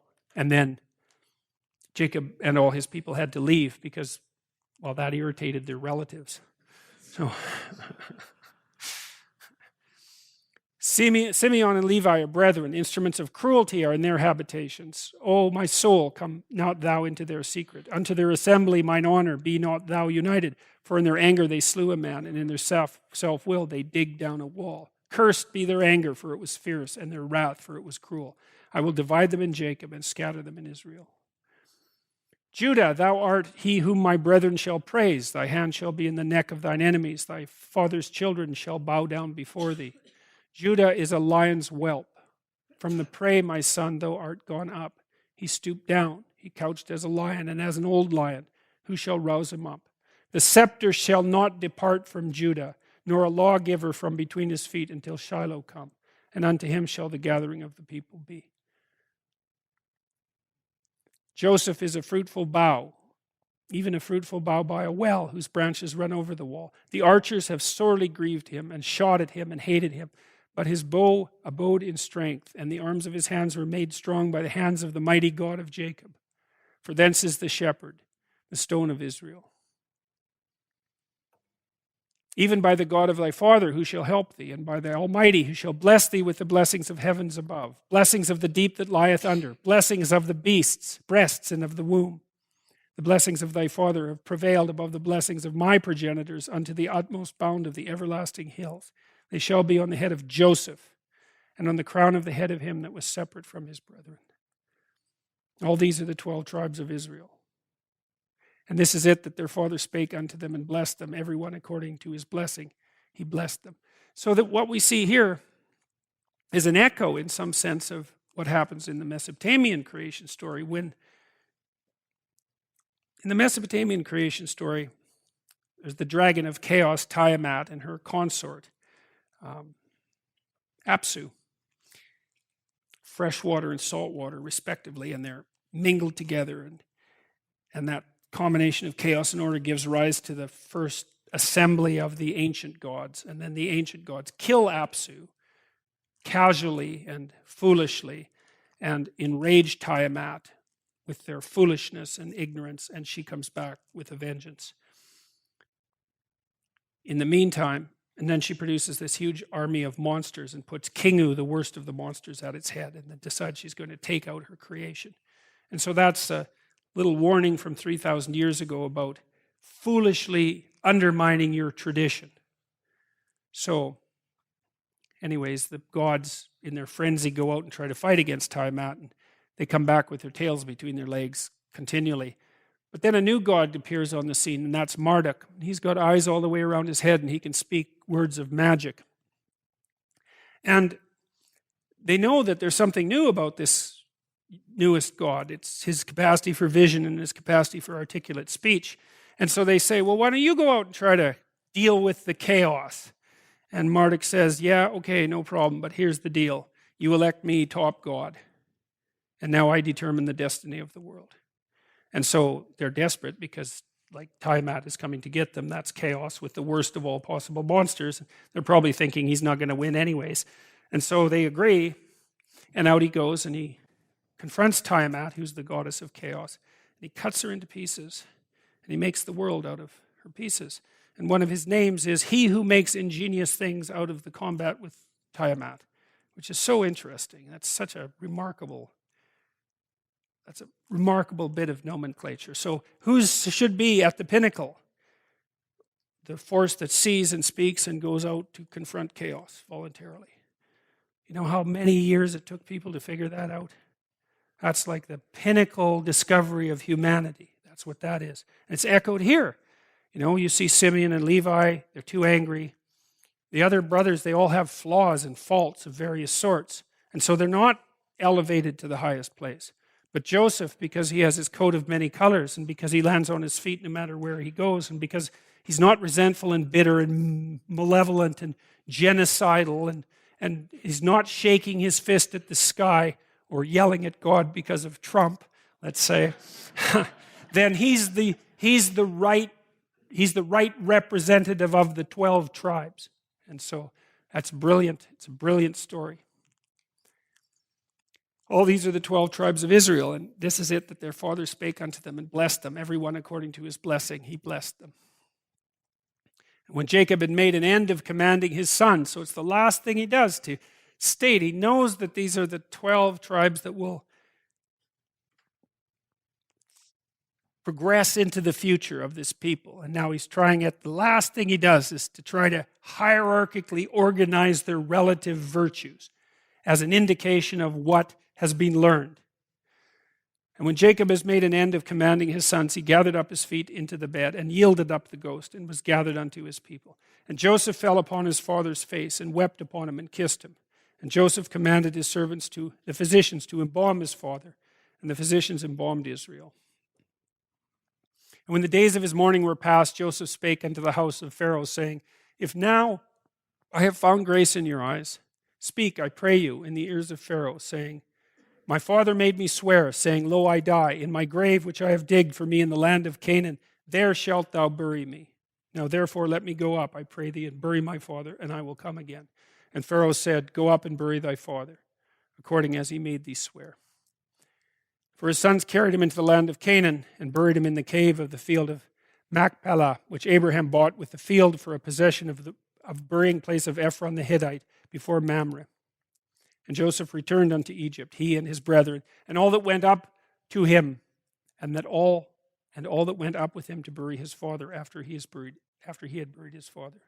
And when Joseph's brethren saw that their father was dead, they said, Joseph will now hate us, and will certainly pay back to us all the evil which we did unto him. And they sent a messenger, saying, Thy father did command before he died, saying, For shall ye say unto Joseph, Forgive, I pray thee now, the trespass of thy brethren and their sin. Pretty snivelly, really. For they did unto thee evil, and now we pray thee, forgive the trespass of the servants of the God of thy father. And Joseph wept when they spake unto him. And his brethren also went and fell down before his face, and they said, Behold, we be thy servants. And Joseph said unto them, Fear not, for am I in the place of God?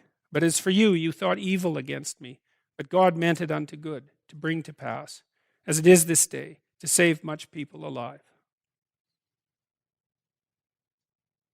Now therefore fear ye not, I will nourish you and your little ones. And he comforted them and spake kindly unto them.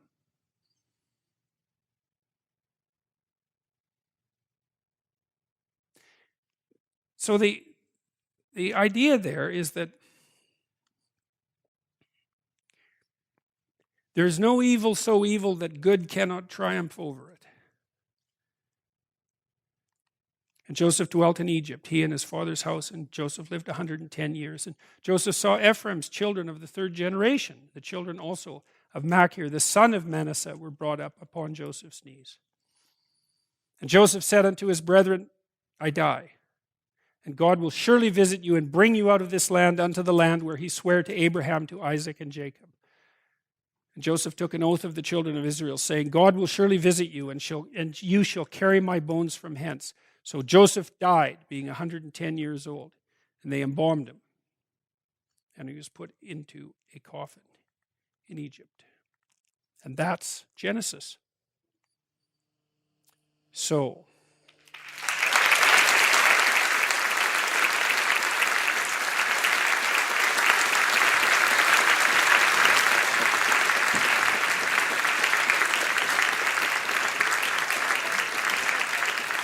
thank you all for persevering.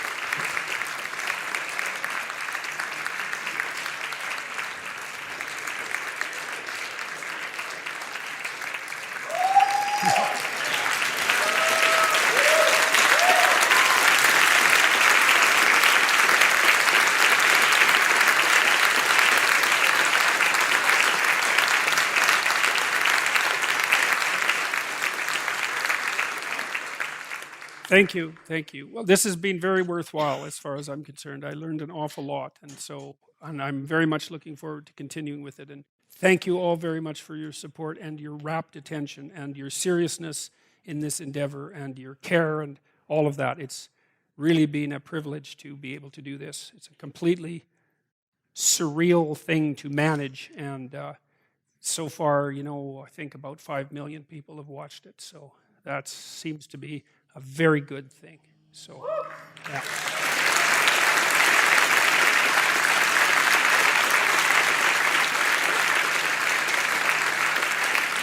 Okay, so I'm going to ask the questioners, if you've asked a question in the last 3 sessions, please don't ask a question today, because I never get through everyone, and so I'd like to have some questions from people that I haven't answered questions from before, if that's okay. Hi, Professor Peterson. Just a 2-second thank you very much from my community and the Jewish community. So many people have been inspired by you to be better people, and I wouldn't be able to speak to you without saying that, so thank you very much. A couple of things. The first thing I wanted to do is make a quick comment that you might find interesting, that in the Jewish astrological calendar, we read the yearly cycle of the 5 books of Moses, and it just so happens that we are reading this part of the Torah story. So I found that very interesting. That's cool. And synchronistic. Yeah. Which brings me into a question that I wanted to ask you about, which is one question with 2 parts, about your knowledge of Hebrew. Because if you look at the Torah scrolls that you find in a synagogue, there are no vowels, there are no sentences, it is chaos and order is trying to be brought into it. I'm wondering, how knowledgeable are you of the Hebrew, which has many layers of dimension? I'm staggeringly ignorant of it. So, I read a lot of commentaries, right? I'm trying to zero in on like with each of the phrases that we went through today, I probably looked at 10 different commentaries. And then I have this underlying psychoanalytic knowledge that it's sort of like if you have a bunch of different templates to look at things through, and then something shines through all those templates at the same time, that's very unlikely. And so then you can, a coincidence is one thing, but 5 coincidences, that's no longer a coincidence, that's something else. And so I'm hoping that despite the fact that there's many, many things that I don't know, that there's enough things that I do know to kind of weave my way through this with some degree of utility, if not certainty. Yeah, because which is the second part, which I guess maybe you don't know, but the Midrashic, the Jewish oral stories that date back almost as long as these stories, which fill in a lot of mind-blowingly crazy, random, so many details about these stories. And I was just wondering if you had encountered any of them before. I've encountered some of them, but again, well, as you know, it's a very, very rich tradition, and so I haven't encountered enough of it. Were you thinking of anything specifically in relationship to this story? Not in particular. I actually forgot it. I was intending to bring you a book of Midrashic stories. Well, that's a hell of a thing to say now. Well, I don't know. I felt like I had to say that. But yeah, maybe for the Exodus version, I'll bring you the book. All right. That would be good. Yeah, okay. Hi, Dr. Peterson. I would just like to ask you to please talk about what Jung called a psychic death, also known as an ego death. Okay, say that again. Would you please talk about what Jung referred to as a psychic death, also called an ego death? That's what happens when someone who loves you betrays you, right? So imagine that, the world is complicated beyond comprehension, right? And you only see a very little bit of it. And the way you structure your understanding is you make assumptions about things, and they're simplifying assumptions. So if you trust someone, you reduce their complexity massively, right? Because, let's say we were married, then there's a whole bunch of ways that you're going to act that are going to be simpler. Okay, so then I can tolerate being around you in some sense because you're not everything at once. Now, those simplifying structures are hierarchically assembled, and some of them are far more important than others. Trust is one of them, especially trust in loved ones, family members, which is why betrayal by a family member is really catastrophic, because it destabilizes your past, right? All the memories you have. It destabilizes your present. It destabilizes your future.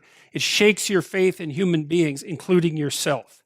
And everything collapses. And that's an ego death. And so, now underneath the ego, as far as Jung was concerned, was another structure that he called the self. And the self is this thing that remains constant across ego deaths. But it's deeper and less personal. It's archetypal. And it's the thing that the ego collapses into when it collapses, and then that rebuilds the ego. Something like that across time. But that's what an ego death is. Now, there's variants of that because you can have a voluntary or an involuntary ego death. And a voluntary ego death is when you learn a bunch and you're willing to let go. So that would be your own immolation. It's like you're a phoenix and you're lighting yourself on fire. That's a much better idea, even though it can still be really harsh.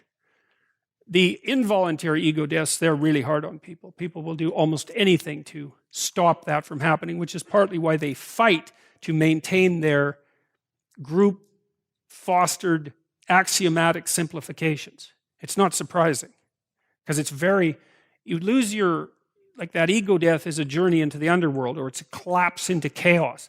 And that's not so bad if you do it purposefully. But in the Pinocchio story, for example, that's exemplified by Pinocchio going down to the depths to rescue his father from the whale.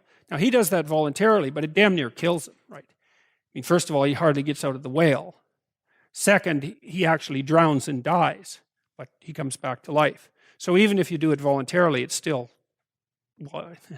just better than doing it involuntarily, which is the other alternative. So that's what it is. You bet. Hello, Dr. Peterson. So I've been listening back to all of these biblical lectures for the second time now, and I wanted to show you an observation I came upon, because I was trying to find a question that you haven't been asked before, which is harder than doing my Ryerson exams, that's for sure. So I've noticed, I think you're getting funnier. Oh, yes. Oh, no, I think Michael Corrin said that this week, I think, but the word he used was bizarre, I think. Yeah. Actually, I'm feeling better. So I actually have a sense of humor. It's hard to believe that, but so it sort of comes back when I'm not feeling like I'm going to die at any moment. So, Yeah, I've basically noticed, one, you're making more attempts at jokes, so that's great. thank you. Two, those jokes are landing more often, right? But then there's this third element, which I think was what Steve Martin quit because of, which is that I think the audience is anticipating jokes more, and they're actually, I've noticed people laughing more at things that aren't intending to be jokes. So I was just wondering what you make of that, and They're intended. I'm hoping they're intended. Just because I keep a straight face doesn't mean they're not intended to be jokes. So, yeah. No, it's good. Look, one of the things is like and I've tried to keep this. I learned a while ago, probably about 5 years ago, that even when you're dealing with really serious matters, that if you're not handling it with a light touch, you're not an expert at it. You're not a master at it. And you think, well, there are some things that are so deep and dark that you can't handle them with a light touch. And that's actually not true. That doesn't mean you make light of them. It doesn't mean anything like that. It's that it's minimal necessary force. It's something like that. You don't hit it any harder than you have to. And it's an art when you're discussing serious matters. And so, well, one of the upshots of that is that because we're discussing serious matters and because serious matters are being discussed in the culture at large right now, it would be really good if everybody could keep their sense of humor. And I see positive signs of that, like there's a lot of satirical activity on the net, and that could easily catalyze into horror mob, but it isn't. It is, that's happening to some degree, but a lot of it's satire and comedy, and as long as we can keep a sense of humor about this, then I think, well, we're not as close to disaster as we might be. And so one of the things that I have found rather ominous is that there are comedians, first of all, being persecuted under free speech restriction legislation, which I think is absolutely appalling, but also that there are comedians now who won't perform on university campuses. John Cleese won't. Seinfeld, that's like, well, you know how offensive he is. It's no wonder that, he's like the straightest, nicest comedian you could possibly imagine. He won't perform on college campuses. I think Louis C.K. won't perform on, or anywhere else for that matter. But it's a bad sign. But no, humor is good. And it's interesting because I've been kind of watching how I'm represented on the web, weirdly enough. And there's all these memes that have emerged. I don't know, thousands of the bloody things. And most of them are comical. And that's good. Like people they're whatever it is that they're doing, I don't know what the hell it is, but it's being done with a relatively light touch, and that's really, really good. That's how it should be. You got to have a sense of humor. It's one of the things that makes life bearable. So, or maybe even better than bearable. So, you bet.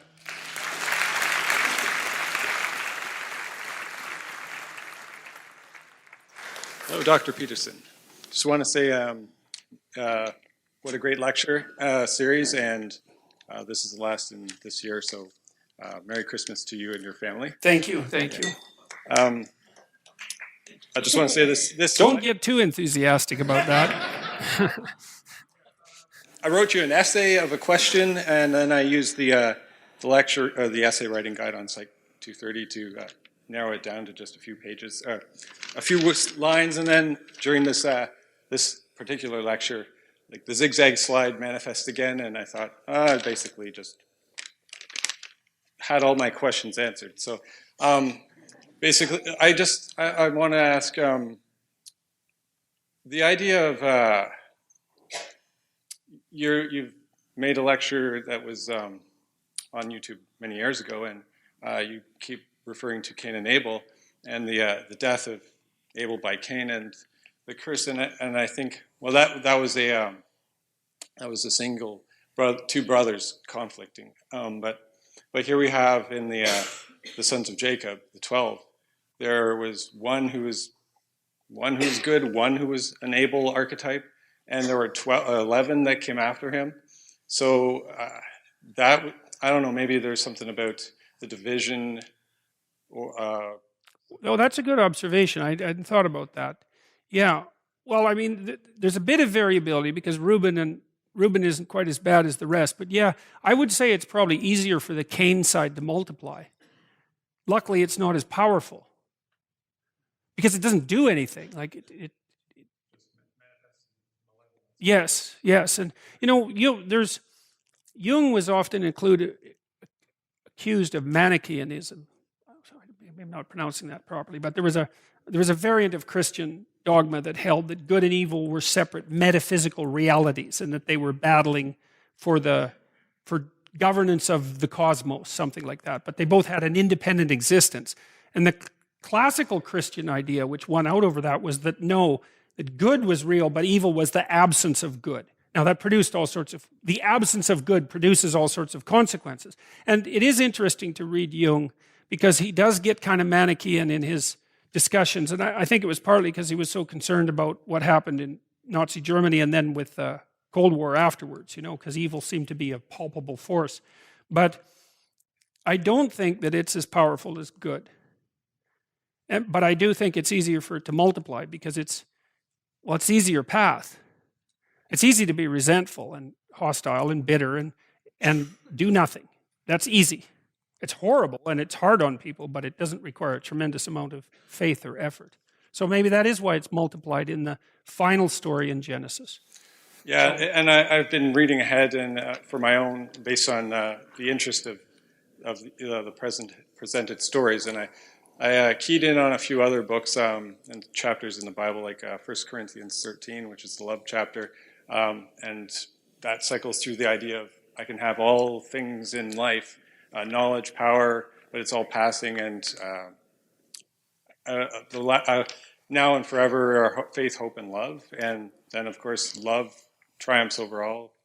Yeah, well, the love issue. See, I thought a lot about the relationship between love and truth because I've thought and talked a lot more about truth, and I think partly that's because love is a word that you can hardly even say because it's like it's been dragged behind a car through mud puddles. It's something like that.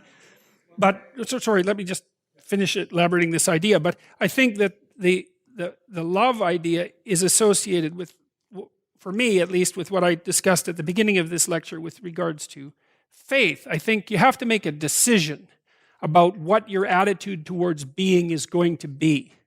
And the proper attitude, in my estimation, is that you're working for its betterment. And so maybe you have the same attitude towards being as you do towards someone that you love, like a son or a daughter or wife, that you want things to be better. And so that's your aim. So the aim is motivated by love. You want things to be better. Because I think that's a good definition of love. Like, if you really care for someone, you can tell because you want things to be better for them. And then I think truth is nested inside that because I think that truth is the best servant of love. It's something like that.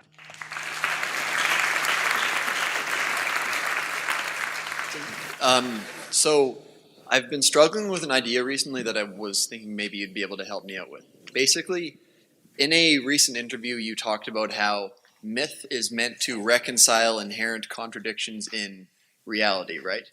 But I'm sort of stuck between two mythological or psychoanalytic ideas that I think are both really important, but they seem to have an inherent contradiction within them that I've been trying to figure out. So on one hand, you have this idea that there's times in your life where you have to identify things in yourself that are insufficient, or there's a problem somehow that you have to kind of have a controlled burn or like a phoenix-like transformation where you discard part of yourself that doesn't fit or is not working. But then on the other hand, you have talked about this Jungian idea where as you become when you get older, you mature by reincorporating things about yourself that you lost when you were younger, or that you're trying to integrate your shadow, or you're trying to find parts of your personality that maybe you've been rejecting and try and figure out how to bring them into the fold or into the whole. So he's got this quote that I really like, which is, "I'd rather be whole than good." Right. So on one hand, you may identify something as a problem and you want to get rid of it or burn it off. But then on the other hand, it seems like the path to being stronger is to figure out how to put everything together. So there's a one of the things Jung wrote about in his works on alchemy was an explanation of the prime alchemical dictum, which was solve coagula, which meant dissolve and integrate. Right. So imagine this. So imagine you had a fairly hostile father who was not very well controlled in his aggression. Decent person other than that, but let's say that. And so your reaction is, I'm never going to be aggressive. And so you've built a moral structure that's part of your personality. And there's possibility floating around outside of that you've denied any ethical, what would you say? You've stripped the idea of aggression of any ethical utility whatsoever. Okay, so what happens? This burns off, and then that comes back up. Now you still have to integrate it. So it's associated in some sense with Nietzsche's idea as morality as cowardice. Because one of Nietzsche's most trenchant critiques of traditional morality, let's say, is that most of what passes for morality isn't morality. It's just cowardice. It's not that I'm a good person and I don't hurt you.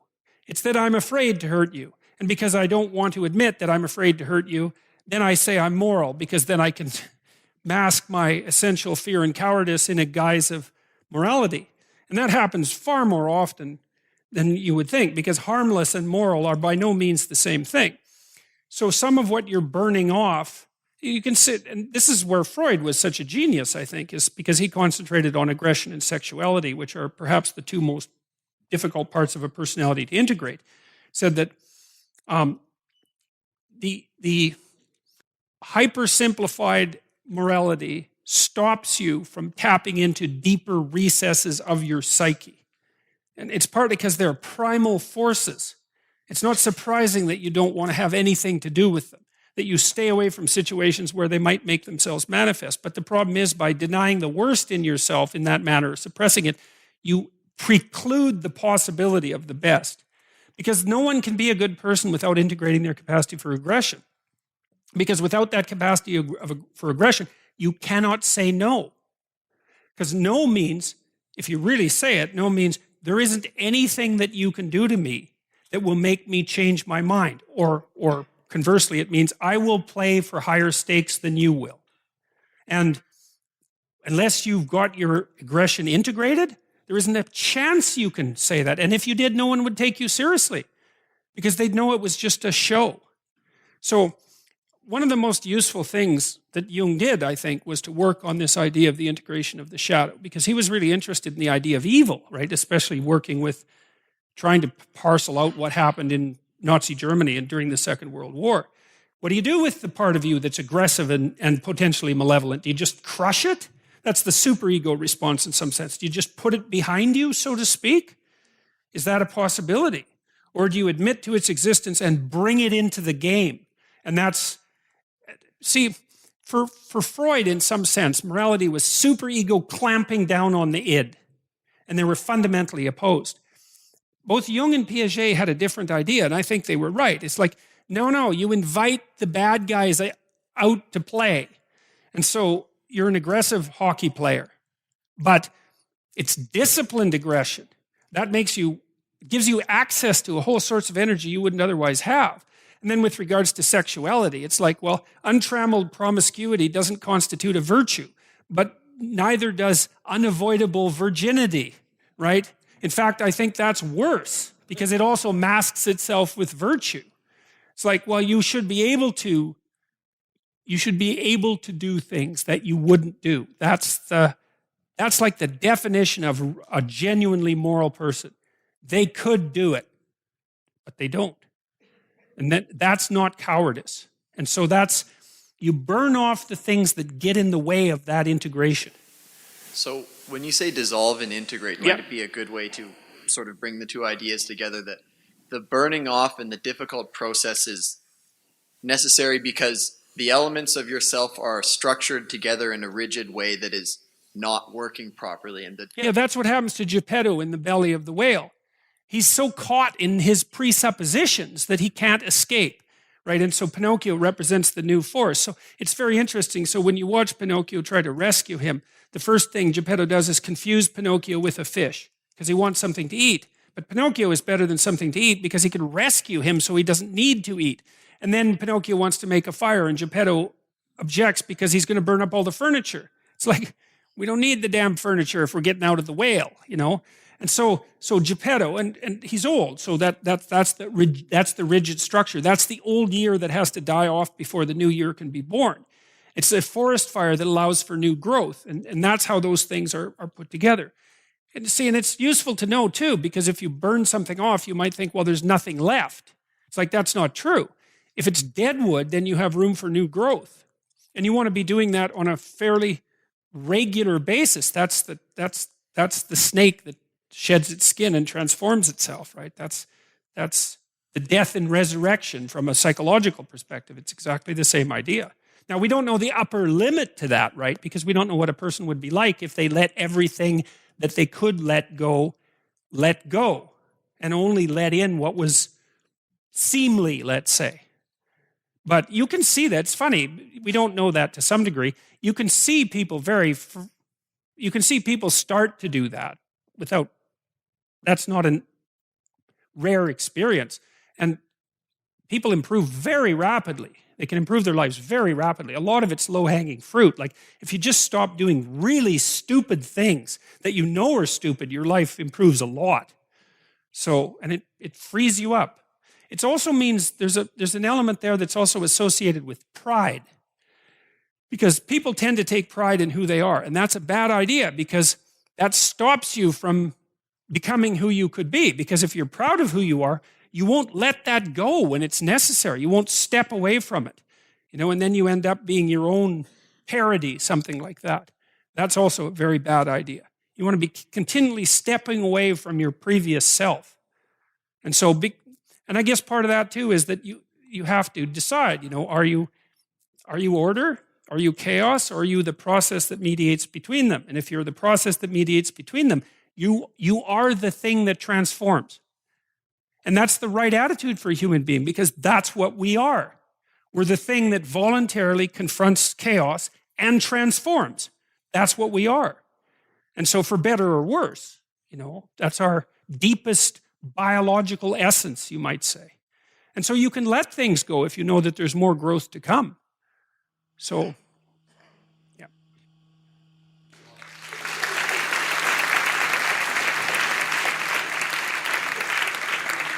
One more. Thank you for your time, and thank you for spending your time with all of us. Hey, my pleasure. It's been a pleasure. So, if I could, since we are at the end of Genesis, I'd like the opportunity to challenge, or at least have you take another look at your position you've held with regards to Cain's reflection on the murder of Abel. I bring this up because it's actually a part of Genesis that has bothered me for a while, and it's not because it's not as straightforward as it's presented usually, and I've been wrestling with it. So in this series, as well as in a couple of your Maps of Meaning lectures, you summarized it something to the effect of Cain coming to the conclusion that what he did leads to a punishment which is more than he believes he can face, which I believe to be born out of a natural reading of specific translation choices incorrectly made, innocently made by editors just for readability's sake. So in Genesis 4:13, Cain does not say, "My punishment is greater than I can bear." He actually says, "Gadol aloni mitzo," my sin is greater than I can bear, which is to say, it's not his past actions. It's his future consequences, it's his past actions, not his future consequences, which he regrets. For him to say awon, iniquity or sin, that is too much for him to bear, is a reflection on the reality of his corruption and not a plea of mercy to the deity to spare him. Okay, well, that seems to be a deeper interpretation, I would say. And I think that's the same line of reasoning that Dostoevsky pursued in Crime and Punishment, right? Because in Crime and Punishment, Raskolnikov gets away with murder, and then he cannot stand it. He cannot stand that he did it because he's no longer the same person. But even more, he cannot stand that he got away with it. So that's more in keeping with that interpretation. So This also is reflected in the following verse in 4:14, where he states the consequences of his actions, mainly that God's presence will be hidden from him and that he will be killed. The verse opens with the word hain, which means indeed, more or less, and denotes a sense of acceptance and not a complaint. It is the difference between saying, oh no, will God now hide his face from me and will I be hunted, versus, of course God will hide his face from me and I will be hunted and killed. Which I've been wrestling with and have taken away to possibly mean that there are sins that we can do that will just push us too far. Well, okay, there are, well, okay. So one of the things that you see in post-traumatic stress disorder situations, for example, is that people view themselves doing something so terrible, they don't know how to put it right. So you could say under those circumstances, the face of God is hidden from them because they cannot atone for it. They cannot reconcile themselves to it. It's there all the time and they can't see anything good beyond it. It's hell, essentially. And so, I mean, sometimes when you're working with people with post-traumatic stress disorder, you kind of initiate them into a philosophy of good and evil so that they can see when Joseph talks to his brothers and they've got all this guilt, right? And he doesn't want them to have more guilt than necessary to fix themselves because it just burdens them otherwise. He says, look, don't forget, yeah, it was you, but it's also God's doing. And I had a client once who had obsessive compulsive disorder, and he was a very smart guy. He also happened to work in a radioactive lab that had a lot of radioactive materials, which wasn't the best place for someone with OCD. And he was worried that he would make some mistake, and this is very common with OCD, that would result in someone suffering, which you will. You'll do that. And it wasn't until I could get him to conceptualize himself and his life in part as a force of nature that he was able to reconcile himself to the possibility that an error on his part would produce catastrophic consequences. But people often find themselves in situations where they cannot reconcile themselves to what they've done. And that it makes sense to me that the interpretation that you're describing, that makes plenty of sense from a psychological perspective. There are sins that will push us just beyond our limits that are too far. But there are also no consequences to our actions that are devoid of a truth we can accept and learn from. And this is what I've kind of delved out of this bit with Cain and Abel. So if this is the case, why then does it take us so long and with so much self-denial before we accept personal responsibility when faced with tragedy, especially when it's self-inflicted? Well, I don't think you want to underestimate the contribution of just sheer difficulty. Like, let's say you're grieving because someone close to you died. It's like, well, it isn't just that you've lost them, although that's a big part of it. It's that you have to rebuild yourself. And it's really hard to do that. So, and it's sort of proportional to the significance of your error. So if you commit an error and then you recognize that it's an error, if it's a sort of surface error, it's like, well, you can just touch up the paint. But sometimes the whole understructure is just rotten. And then you don't know what to do. And then, so that's one problem. It's just sheer bloody difficulty. And I see this with people very often. It's like they're at a point in their divorce, let's say, and they don't know what to do. They cannot solve the problem. It's too complicated. They just don't have the resources. And maybe they've squandered some of their resources as well, but sometimes they just don't have the resources. And then if you add to that error and sin and malevolence and blindness and all those other things, there's a guy named Thomas Saz who wrote this really interesting article in the 1960s, a book actually called The Myth of Mental Illness. And it was classic reading for clinical psychologists when I was training. And the reason for that is that Saz pointed out, and this is true, is that lots of times, if you're a psychotherapist, people don't come to you because they have mental illnesses. They come to you because they have insoluble problems in their life. Like maybe they've had a 2-year affair at work. Their wife is alcoholic, and they have and their father has Alzheimer's disease. It's like they just don't know what to do. It's too much. Now, they shouldn't have had the affair, so there's a moral issue. And maybe they should have intervened in the alcoholism in the family. Maybe they used their wife's alcoholism as an excuse to have the affair. Like these things get very tangled. It's so bloody complicated that people can't untangle it. So, and I would say that's in keeping with the interpretation that you laid forth with regards to Cain. Is it sounds like it's one of the reasons why it's so useful to read multiple translations, right? Because nuances matter.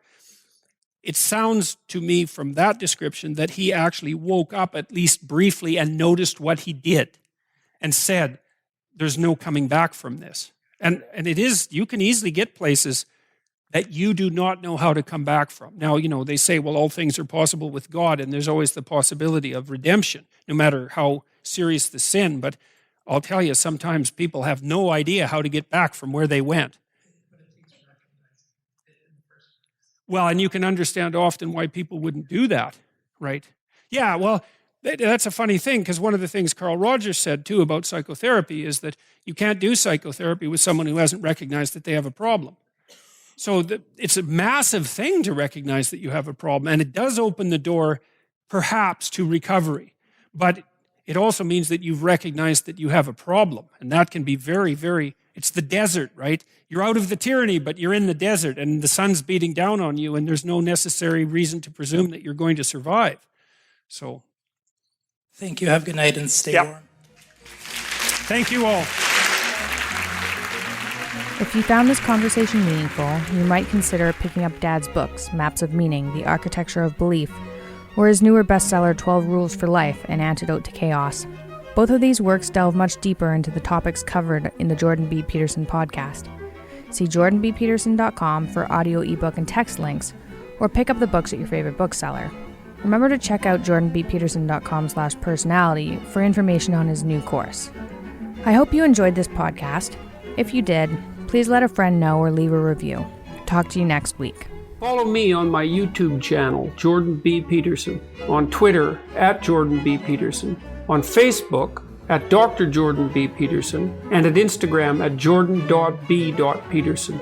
Details on this show, access to my blog, information about my tour dates and other events, and my list of recommended books can be found on my website, jordanbpeterson.com.